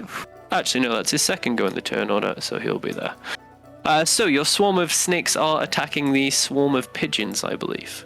Yeah, I'm gonna roll to hit and see if they hit. Oh god, please hit. Come on. 17 to hit. Alright, that is going to hit the swarm of pigeons. Okay, so let's see. Okay, so it's 2d6. That's 7. And also, they need to make a Constitution saving throw. Alright, very nice, very nice. What the fuck? These pigeons be rolling nat 20s on my ass. Okay. Wow. That feels that bland. So they don't get poisoned, weirdly enough. Pigeons famously immune to poison. There's Okay. one poisoned pigeon in the swarm, just like, lads, I'm going to sit this one out. Like, I'm not feeling too good. Okay, but thank you, Swarm of Snakes, for at least starting the conversation on what's gonna happen. You know, like, yeah. Alright, very nice, thank you. And Killer Croc Jr., we come round to yourself. Swinging and swaying with the pigeon. Alright, I have one question. Would pushing be considered an attack or an action? It is an attack. It is a form of grapple. It's the same mechanics as grappling. So if you make multiple attacks per round, you can shove someone back, shove them prone, and still wail in with your weapon. Awesome. Alright. First thing I'm going to do is I'm going to rage for my bonus action. Very nice. And you will suddenly see that the Killer Croc Jr.'s tail suddenly grows slightly bigger and spikes just suddenly shoot out from all over, and it turns... I have this feature called Form of the Beast Tail. So that's what I used. Very nice. And I'm gonna shove the pigeon back a bit. What do I need to roll for that? So that would be your athletics against their athletics or acrobatics. Sure. That is a total of 23. Alright, very nice. It's a difficult shove, with the pigeon being short, round, and basically spherical. But you do just rage them back 5 feet. Okay, if that's the case, I'm going to use the battering shield that I have and dispel one charge of it and push her back another 10 feet. Alright, beautiful.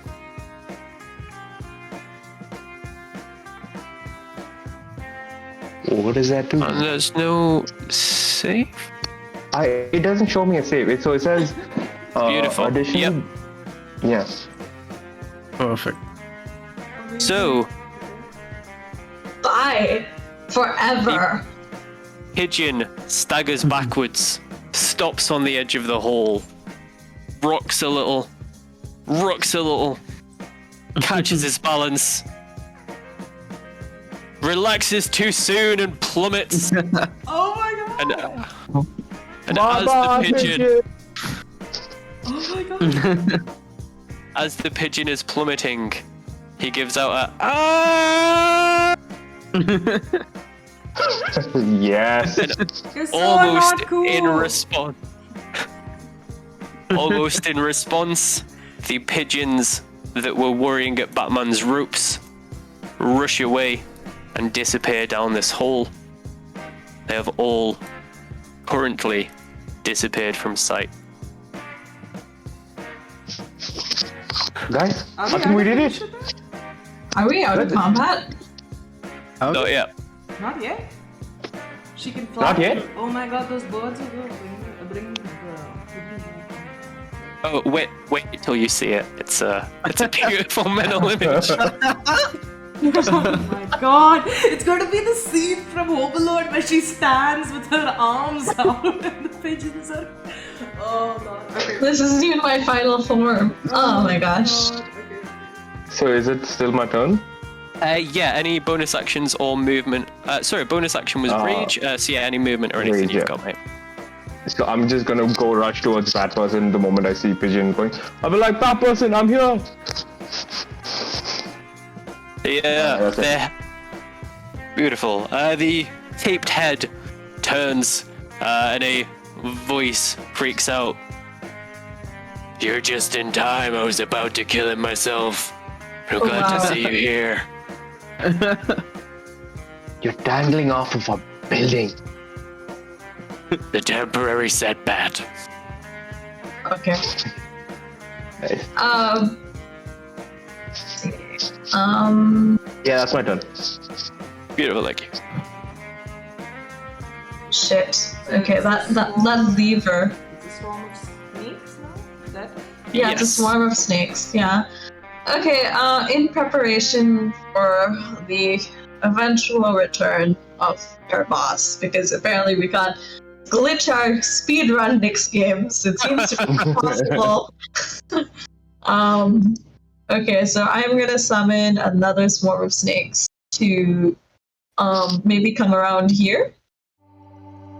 God. Here. Alright, beautiful.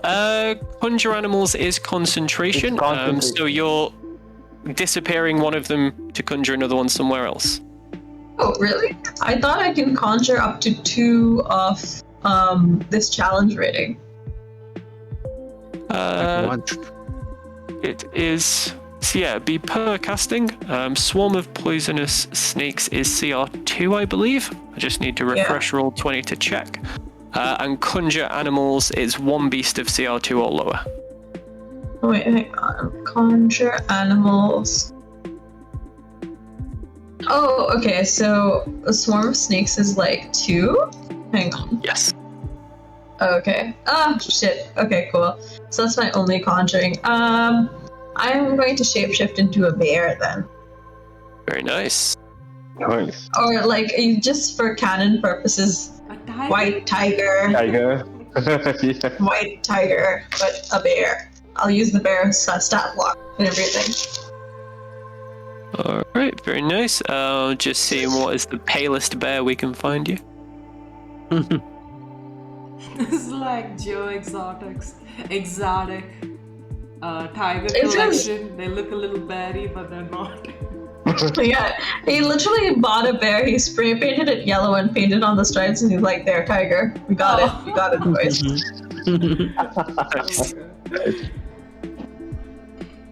Oh, cute bear. Little tush. Little bottom. And stripes. Tigery stripes. Oh, nice. This- All right, yeah. This is what Joe Exotic thinks a bear looks like. Amazing.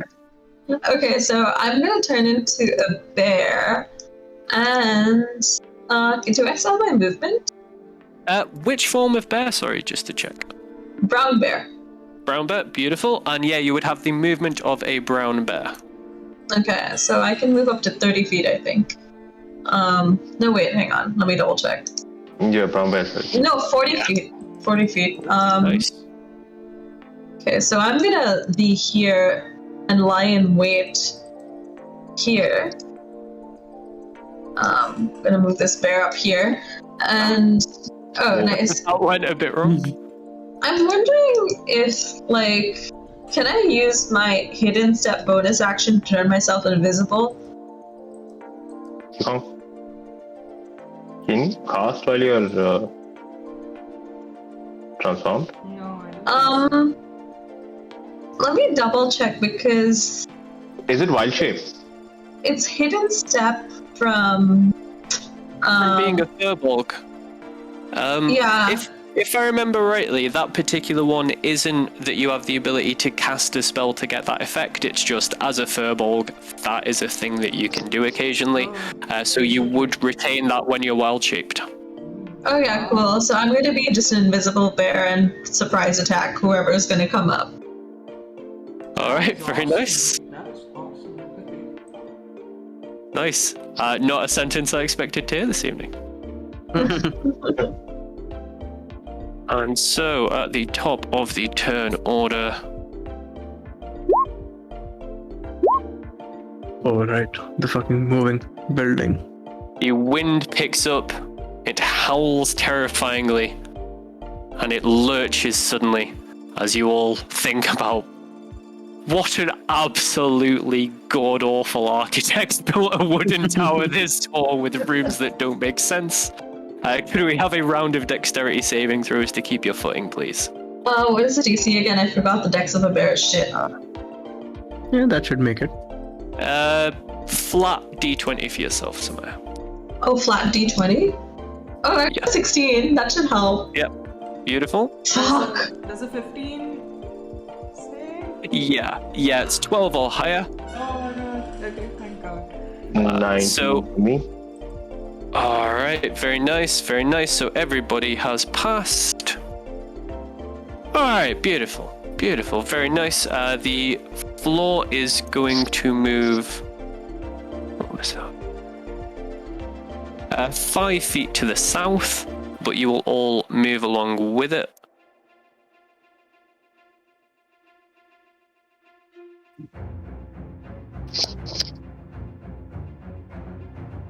And none of you will be knocked prone, which is nice.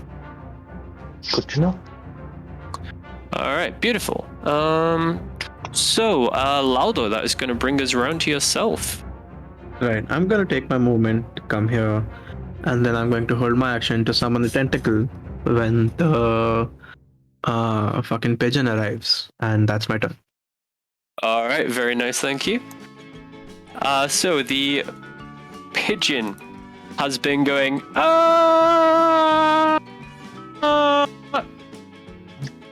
and there's no thump when it stops. And just so you guys know that that this was written in before this session, and I've not just screwed you on the fly. The pigeon is going to appear on a sedan chair made entirely of pigeons as they support his limbs, support his legs, and he casts his arms wide as the hundreds of birds flap desperately, supporting his hefty weight. They are going to bring him back up, floating just above the hole that he fell into. Your readied actions are going to fire before he has a chance to do anything further. Oh my god. Right, he's I wanted to immune ask- to everything? Immune I think if we get rid of the pigeons, like, he won't have anyone to save him when he falls off. Oh my god, this is when we need dispel magic. Okay. Yeah, what do you guys do? Okay, Immune to all damage. What does that mean? So, as the pigeon is in transit, as he is traveling the 60 feet from one way to another, any environmental damage, any attacks of opportunity, anything along those lines would be borne by his loyal pigeons, leaving him himself unscathed until he gets to the end of the 60 feet and the sedan chair disperses. And has that happened yet? Is he over his movement? I'm gonna say he's no longer immune to damage. The pigeons can hold him up for about 6 seconds at a time, and now it's been longer than that. They're tired enough supporting him that they're not gonna take any hits for him. They're kind of getting sick of this dude. Like, use your legs, come on. Okay, another question. How thick is the floor? Say someone was to summon tentacles, would the floors break? The floor could be broken by tentacles. It wouldn't necessarily be, but it does seem destructible. It's not very thick, it's not very well maintained. And there's a general theme of not the highest standards of building quality having been deployed here. Yeah. Okay, then I'm going to summon tentacles behind him. And it would make an attack immediately, Beautiful. which would be 13. Alright, the 13 is not quite a hit. That Yeah. bounces off the layer of feathers coating his shoulders. Does he have like an added AC because of those feathers? It's more like natural armor. But there is a giant tentacle over here now. Beautiful. Let's get a tentacle on the map.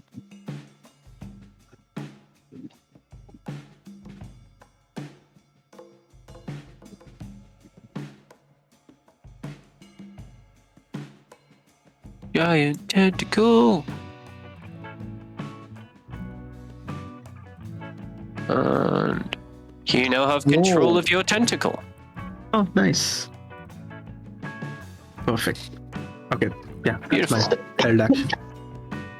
Alright, and you had a held action as well. Hello, Croc.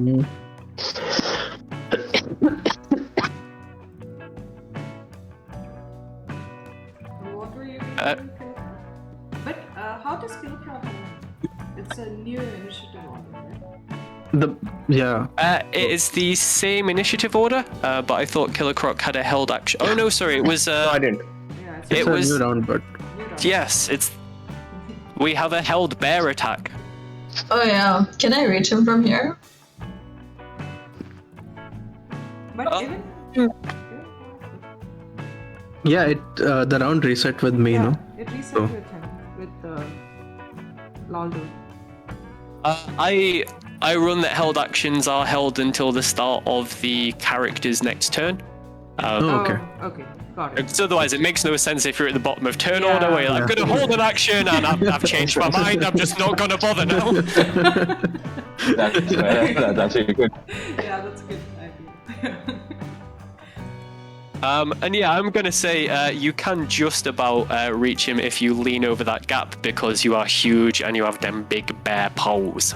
If I am like invisible, do I get advantage on the roll? You would get advantage on the roll. Okay, perfect. So I'm gonna do a multi-attack, classic druid being a brown bear. 17, does that hit? The 17, I believe he still has.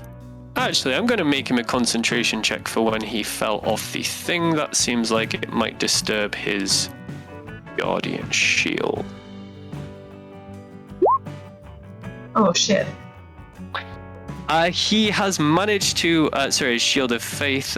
He has managed to keep his Shield of Faith up, and your bite does not quite get him. It is with advantage, though. If you want to make another roll, keep the highest of the two. Okay, like let's see. 15, not high. But it's a multi-attack, so I'm gonna claw him instead. Hope something hits. All right, that's going to be a 22. solid hit. Beautiful. So don't- Finally!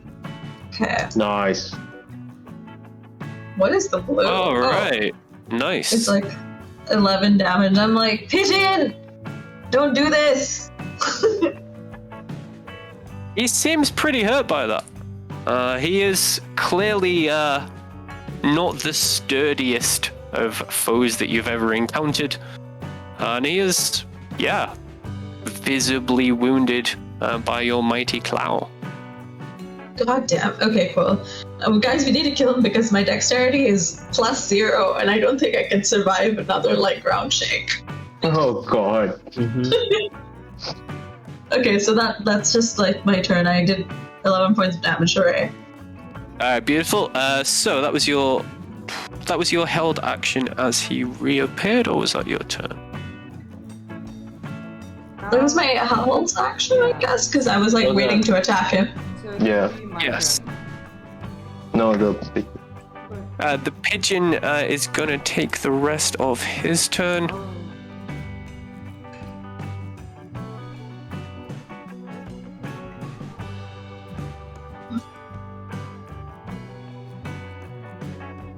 Yeah, I think he's going to use what movement he still has to try and get away from this massive void of death below him. But just before he moves away, he's going to start cooing in a horribly monstrous fashion. Joe Exotic, could you please make us a wisdom saving throw as the cooing starts to discombobulate your bear mind? Oh dear, my wisdom is not good. 14? 14. A 14 is not going to quite be enough. Full person? It's not hold person. You are going to be confused until the end of your next turn, as your entire thought processes turn into... Oh.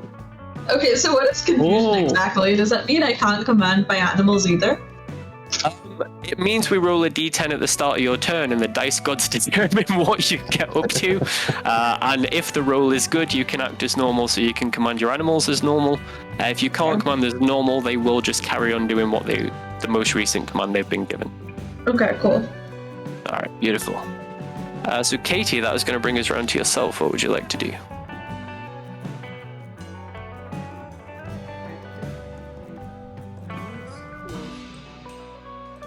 Would I still be able to do sneak attack from where I am?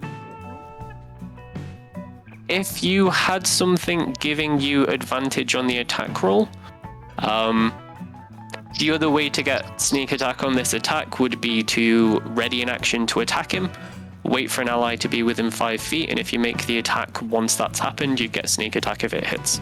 Okay, I will do that then. But so I will hold my action for that. But until then, I am going to use my bonus action and my feline ability to make my way all the way here. Alright. Else is about 60 feet. I will say I go till here, right behind. Yep, beautiful. You would be able to go around. You can... I hide here. Beautiful. I'm standing with about half cover. I'm just waiting for one of them to come within 5 feet of us. Sorry, attack. Alright, very nice, thank you. And suddenly we have an early candidate for last person standing. A swarm of poisonous snakes don't currently have any flying rats to attack. Is there anything that you would have shouted over, do you think, Joe? Pigeon bad, pigeon bad, pigeon bad. Pigeons bad, pigeon bad. They seem to be nodding like, yeah, Joe speaks a lot of sense. Joe gets it. If I'm ever looking for somebody to rank animals, Joe. Joe. Joe's just up there, yeah. Tier lists all the way. From Bob, you're gonna hear a "The ham sandwiches! We can do it, lads! We can do it!" He's gonna move closer. Oh, can I get him to bite me and get me out of my confusion? That is definitely a thing that he could have tried to do. Would you like to make an attack roll against your own AC? Yeah. If he rolls really high, I'll be so upset. Hang on. Wait. The bear is a summon? Oh my goodness. He bit me for 19. My armor class is actually, 11. sorry.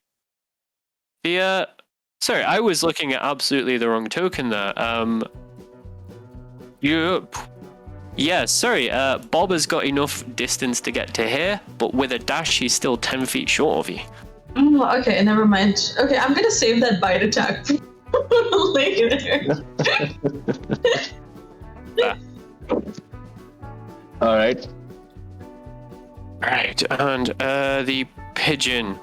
Does he have any legendary actions left that are worth using? Like him coming back to life from like his tower grave is like at least 3 religious actions.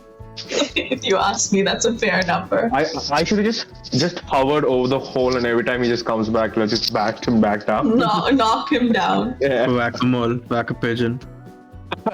Nice. He does not take any further legendary actions. He coos a little to his swarms, who, happy that he's back on solid ground, are going to fly back over to the ropes, suspending Batperson over the deadly drop of doom. Do my swarm of poisonous snakes like have a readied action in case that happens?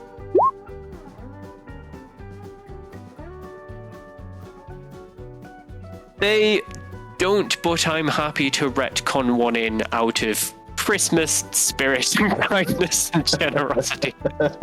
Thanks, Nick. Okay, I'm gonna try and bite these patients. Please Come bite. on. Unnatural Come on, 20. It's gonna be a hit. Okay, that's a hit. Okay, so swarm poison snakes, 2d6, and they have to make. Oh wow, that's terrible. But they have to make. What is the save again? Constitution save. Alright, let's see if they are still feeling mighty. Yes! Oh. Yes! Okay, 4d6 poison damage. Let's go. Can you attack while being confused, bro? No, like, I think this is their readied action because I said Yeah. pigeon's bad, pigeon bad. Okay. Right, of course. So they take 10 points of damage, which is a low roll for a 4d6, but I'll take it. No worries. Joe, you have disappeared off the turn order. What was your initiative again, please? Oh shit, 4? 4. Oh, beautiful. Thank you.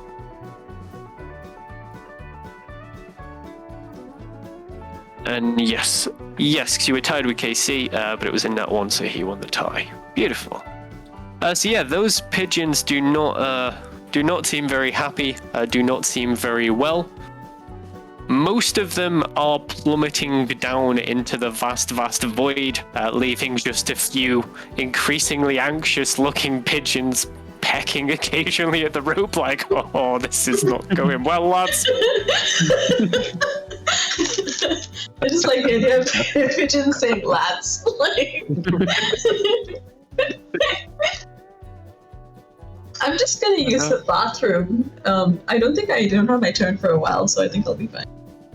Oh no, wait, I have it in a bit. Okay, I'll use the bathroom quickly. Yeah. Alright. So Killer Croc, feel free to take your time, but we are on to you, mate. I'm going to rush up to Pigeon, and I am going to take my axe and swing it at her. Alright, beautiful.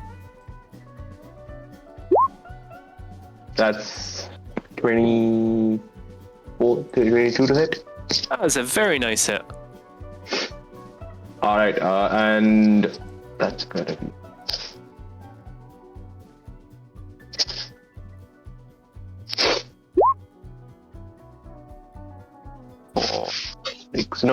Six, 7, 8 points of damage. Very nice, very nice. The pigeon is looking a little grubby, a little ruffled around the feathers at this point. You were supposed to stay down! I'm going to take a bite attack at it now as my second attack. Very nice. Yeah. Actually, no, hold on. Do you mind if I actually... I'm not going to take the second attack. I'm actually going to go to the other side and use the second attack to push him again. Shove.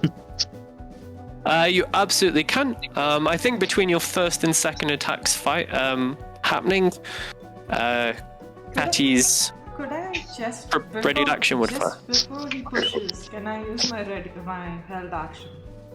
Yeah, that would fire before his second attack. Yeah, so so that would be an attack roll with sneak attack on a hit.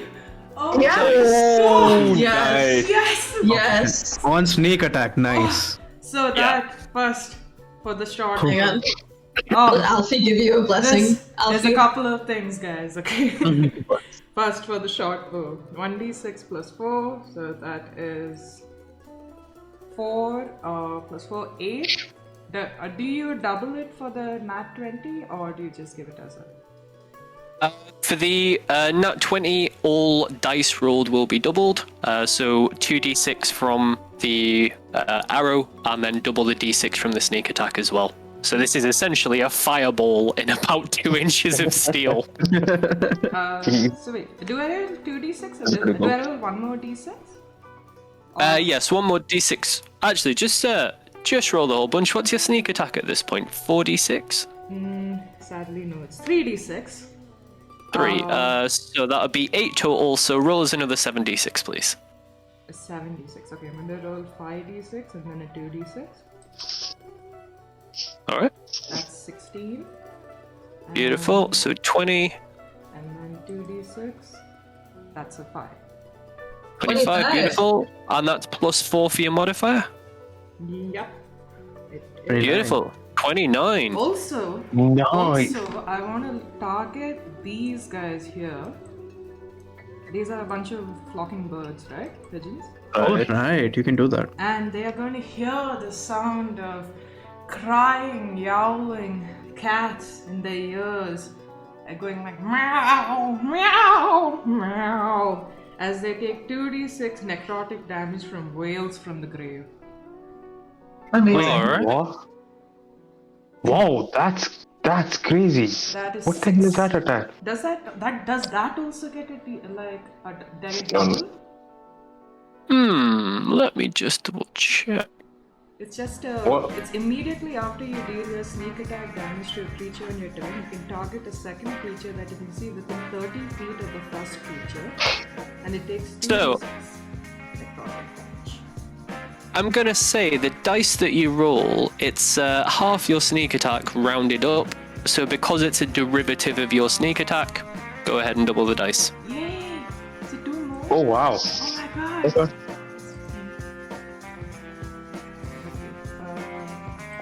We're killing pigeons, guys. TPK is finally killing pigeons. Points of damage. So good. That's 10 points of damage. So that's 16 points of necrotic damage total to those pigeons on the side, and here to the pigeon in front, it's 25. Ooh. Amazing! Oh, finally, all that waiting got me somewhere. Alright. You are gonna do massive damage to the pigeon with your first shot, and those whales are going to annihilate the swarm of pigeons to the point where there are just some feathers and a few feet left gripping the cage. Do you want to talk us through what it looks like? So you see, as Cat Kyle, she's just very cautiously, a very well-trained rogue, makes her way through it, waiting for attack, knows that it's not working out again and again and again. But she trusts in Killer Croc Jr. She knows that he's going to go in for that fight at some point. So after almost falling into that hole, she quickly makes her way, jumping, sprinting around like an amazing cat to go back and stand there. And then she stands over there waiting with her short bow ready for her attack. As soon as she sees Killer Croc move in and take his first bite on the pigeon's neck, she pulls back her string and lets that arrow go. You see it start blazing, you hear the sound of meows following it as it hits the pigeon right in the neck, choking it a little bit. And as it turns possibly or tries to find out where it's coming from, it hears one line in its head. I'm the cool cat now. Nice. That's Beautiful. That's what action. Alright, very nicely described, thank you. Please take a point of inspiration if you're not already holding one. Excuse me. And I believe all this is unfolded while Killer Croc, you're in the process of walking 5 feet and shoving someone. Yes, and I'm going to shove the pigeon again, and I'm going to use my inspiration just in case. Reach out.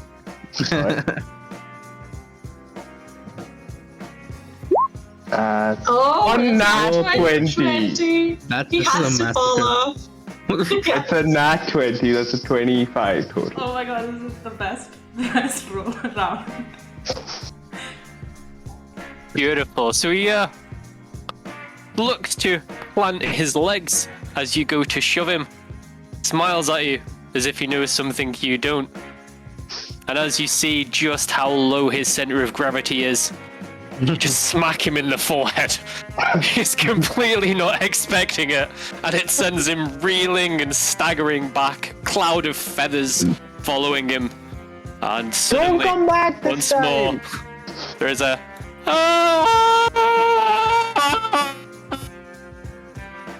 and it continues on for much longer than I have the lung capacity to do. Do I? But does it hear end with a thud? thud?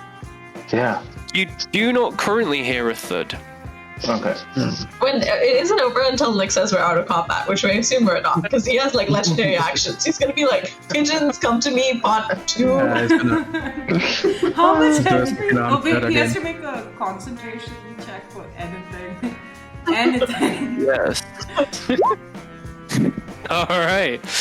So he is going to have lost his shield of faith there on his way down. Oh my god. One step closer to getting rid of that pigeon.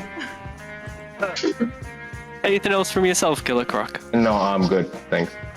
Alright, beautiful, thank you. And the swarm of pigeons that remains at the end of your turn, Killer Croc, starts trying to make their way down towards the pigeon as he's falling. But as you're listening, their flapping doesn't seem to be catching up with his scream as quickly as it does. Yes, Would mate. they be going like by me? Would I get an They would opportunity travel attack? through your square. You'll get an attack of opportunity, yes. Okay. And I have Sentinel as a feat. Would that work in this situation? In the wording of Sentinel, is it creature? When a creature within 5 feet Yes. of you makes an attack. Yes. Okay. But is a swarm not considered a creature? it's a swarm of creatures. Like, Mechanically, I'm happy for the swarm to be a creature. Flavor-wise, whether something targets one or the lot will depend on whether they pass or fail, like with the poison. Okay, so I rolled 8 to 23 to hit. Alright, that's definitely going to hit some scabby pigeons. Alright, awesome. That's 1d. Oh, that's Alright, very 4 nice. points. 3 points of damage, yeah. The damage itself doesn't seem to do much, but weirdly, as you strike 2 or 3 of the pigeons out of the air, the rest of them seem to be following those 2 or 3. And as they nosedive and hit the ground, the other pigeons just plonk down, and they are still alive, but they're like, Yo, this isn't where we're meant to be going, bro! What the hell? Okay, cool. Alright, beautiful. That is going to prevent them from completing his legendary action, though, which is probably not going to bode well for his survival. Speaking of survival, the wind picks up. The tower starts to creak beneath your feet. And it is going to the northwest this time. Can we have a round of dexterity saving throws, please? if I'm confused, what does that mean? Like, do I automatically fail? Oh, I will would have lost double concentration. check. Oh, actually, he's not concentrating on the confusion. It's a magical effect that, an environmental okay. effect that was magically created. Okay, so it's like a dex, right? Oh, God. Yes, and you can still take saving throws as normal. You just can't take reactions. 10. 19, 20. Alright, beautiful. So, the majority of you are going to be moving with the floor as it moves 5 feet to the northwest. But for yourself, in your bare form, you are not going to roll with it, Joe. You are going to find yourself turning into a big ball of bear and just being rolled 5 feet gently as the building has suddenly gone underneath you like someone pulling a dishcloth from under a fully laden table. Okay, so do I fall into a hole? You do not. Okay, thank God. Safe space. This is a safe space. Will my Stay here. tentacles stay where they were? Or I can't What was make a this? saving throw for them. Oh yeah, the tentacles. I was picturing them as just kind of suspended in the air as opposed to sitting on the floor. So I've They're on just the had floor, them. yeah. They were on the floor. That's why I was asking would summoning them break the floor. The floor. Yeah. So they're just going to move with the floor. They're essentially really helpful furniture as opposed to a creature. That's good. All right, beautiful. So Laldo, we're going to come back round to yourself. What would you like? Wait, sorry. Have I just skipped Joe? No, No, think you're right. my turn. No, it'll be Joe's turn. Yeah, sorry. It'll be Joe's turn. Yeah, Joe. So Joe, at the top of your turn, as you are confused, could you please roll us a d10 and really hope for a 9 or 10? Okay, I mean, it's not gonna happen. Let's be real. Come on. Yeah. Oh my god, wow. It's okay, 2 is not that bad. No, for the next 6 seconds, the confusion will wear off at the end of your turn, but for the next 6 seconds, you are utterly consumed by this hallucinogenic cooing that sounds like something Pink Floyd might have produced in their very early days. Just Wow. so many strange resonances and echoes, absolutely blowing your mind. It's wild. It's a wild party up in here in Joe's mind. Beautiful. So Laldo, that will bring us back to yourself. What would you like to do? Yeah, I would like to use my dust of disappearance, and you'll see me take out a pouch, open it up, and it sort of, the pouch sort of opens up into a sheet itself with a silver powder. You see me put my face in there and just rub it in, and Nice. slowly as it sparkles down my face, I just start to disappear, and that is invisibility for Beautiful. 8 minutes. Very nice. Would you like your token to remain generally visible, or would you want it on the GM layer while you can't be seen? No, it's good. It's fine here. All right, beautiful. Yeah, that's it. That's my. I'm gonna move actually. Gonna move here, and that's my turn. All right, very nice. Thank you.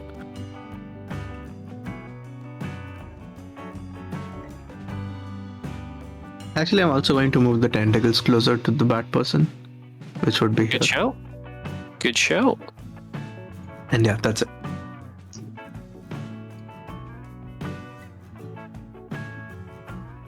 As we come around to the pigeon, the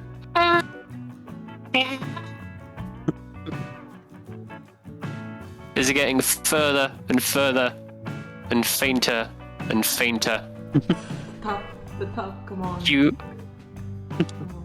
hear the familiar syllables that he was chanting when he has initially summoned those swarms of pigeons. You see the red arcane circles in the north side of the room start to glow. Oh no. And before he finishes his incantation, the scream stops abruptly with a solid wooden crunch, and the glowing circles go dim.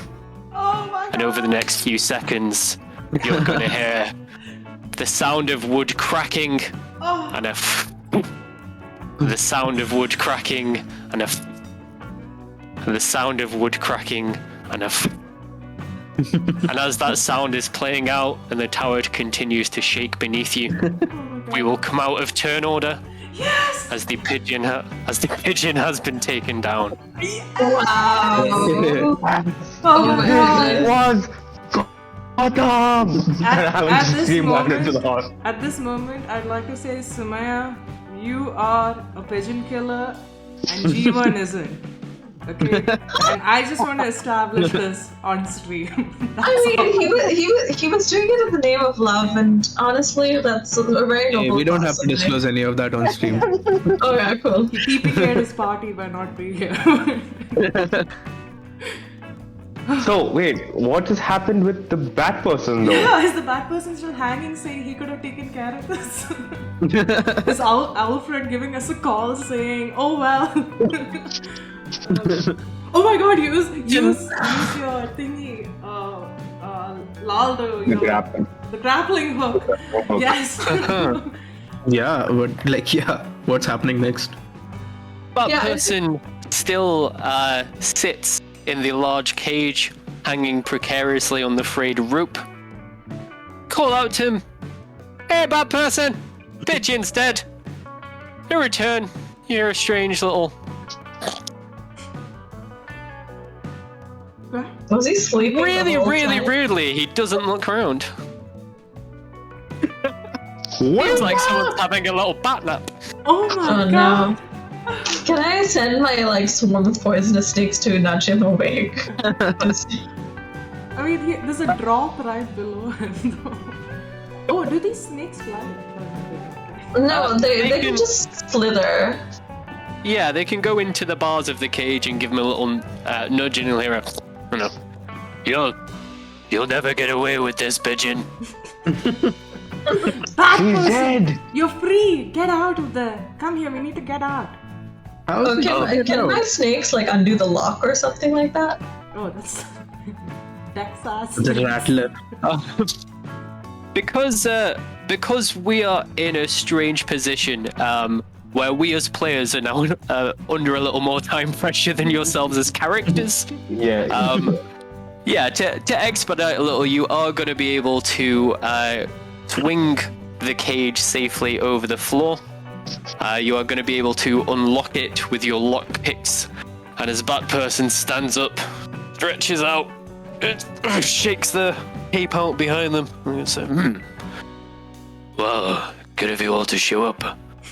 I suppose we should probably loot this place and go find out where the pigeon ran off to. He's dead, Batperson. We want to go home. I want to sleep, Yo. Batperson. Let's. Joe Exotic needs to get back to his zoo. Killer Croc's Yeah. missing the sewers. Laldo wants to go to the sweet shop, and I want a cat nap. Come on, get out, kid. Are we all standing at the edge of the hole and talking? Yeah.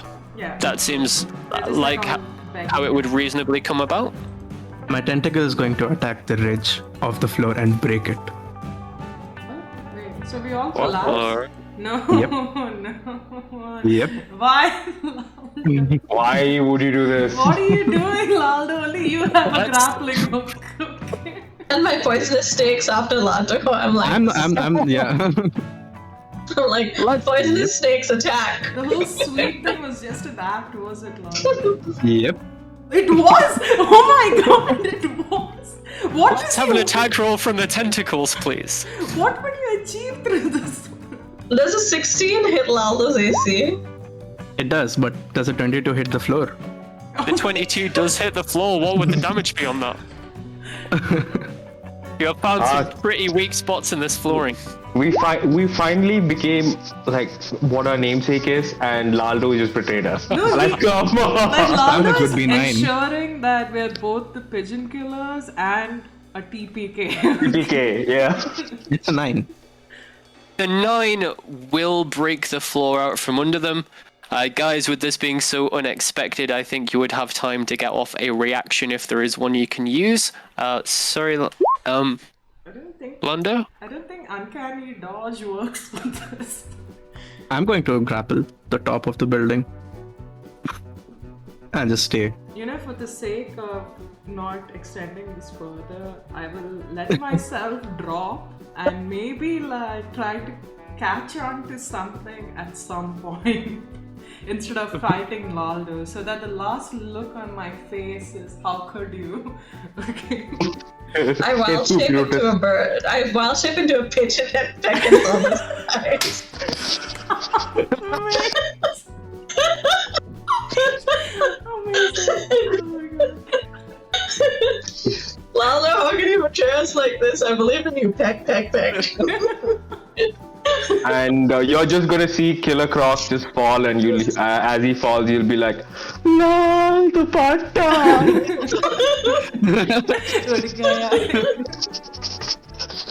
Yeah. So, the floor is gonna collapse beneath 3.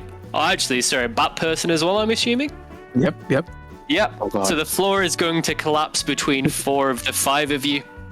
And it seems like in the last few seconds, Goffic City has lost its biggest supervillain, its biggest superhero, and 3 of its biggest true heroes. And I think with a new supervillain in town, the only appropriate way to close this out is to be with your first ever supervillain monologue.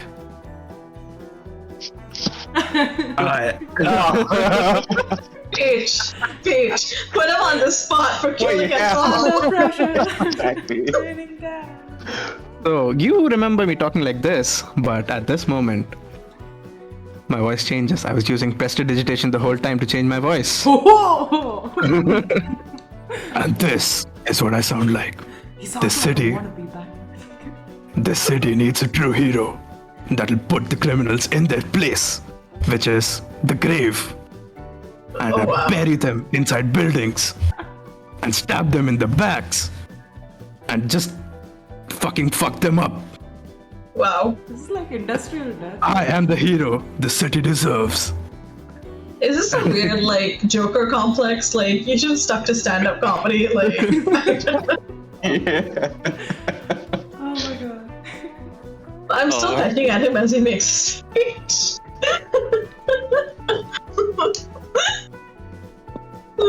If I had Can only you- picked Yep. up that boomerang, I could have thrown it at him instead.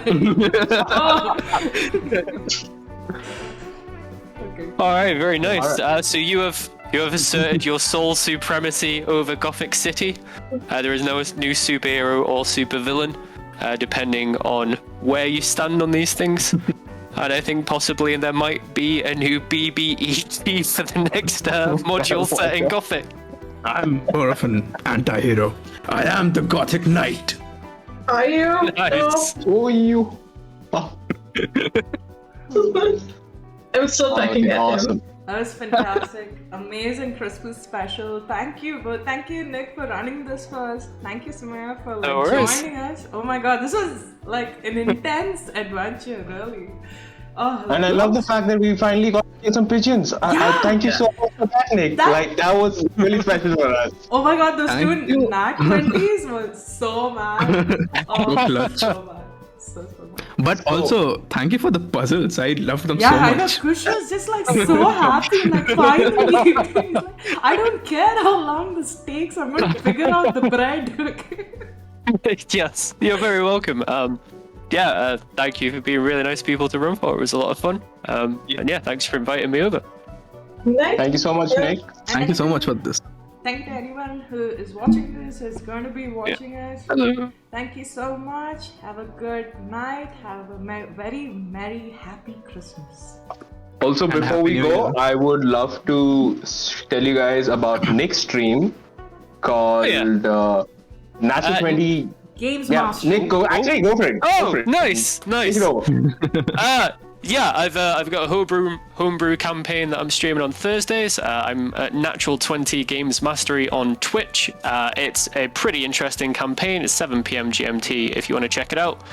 We had a TPK in the first episode, got lost in the Feywild in the second, and it has all gone downhill from there. So no idea what we'll be able to do by the time this is on YouTube. Awesome. Thank you so much, Nick, for joining us, and Merry Christmas to everyone. Bye-bye. Bye.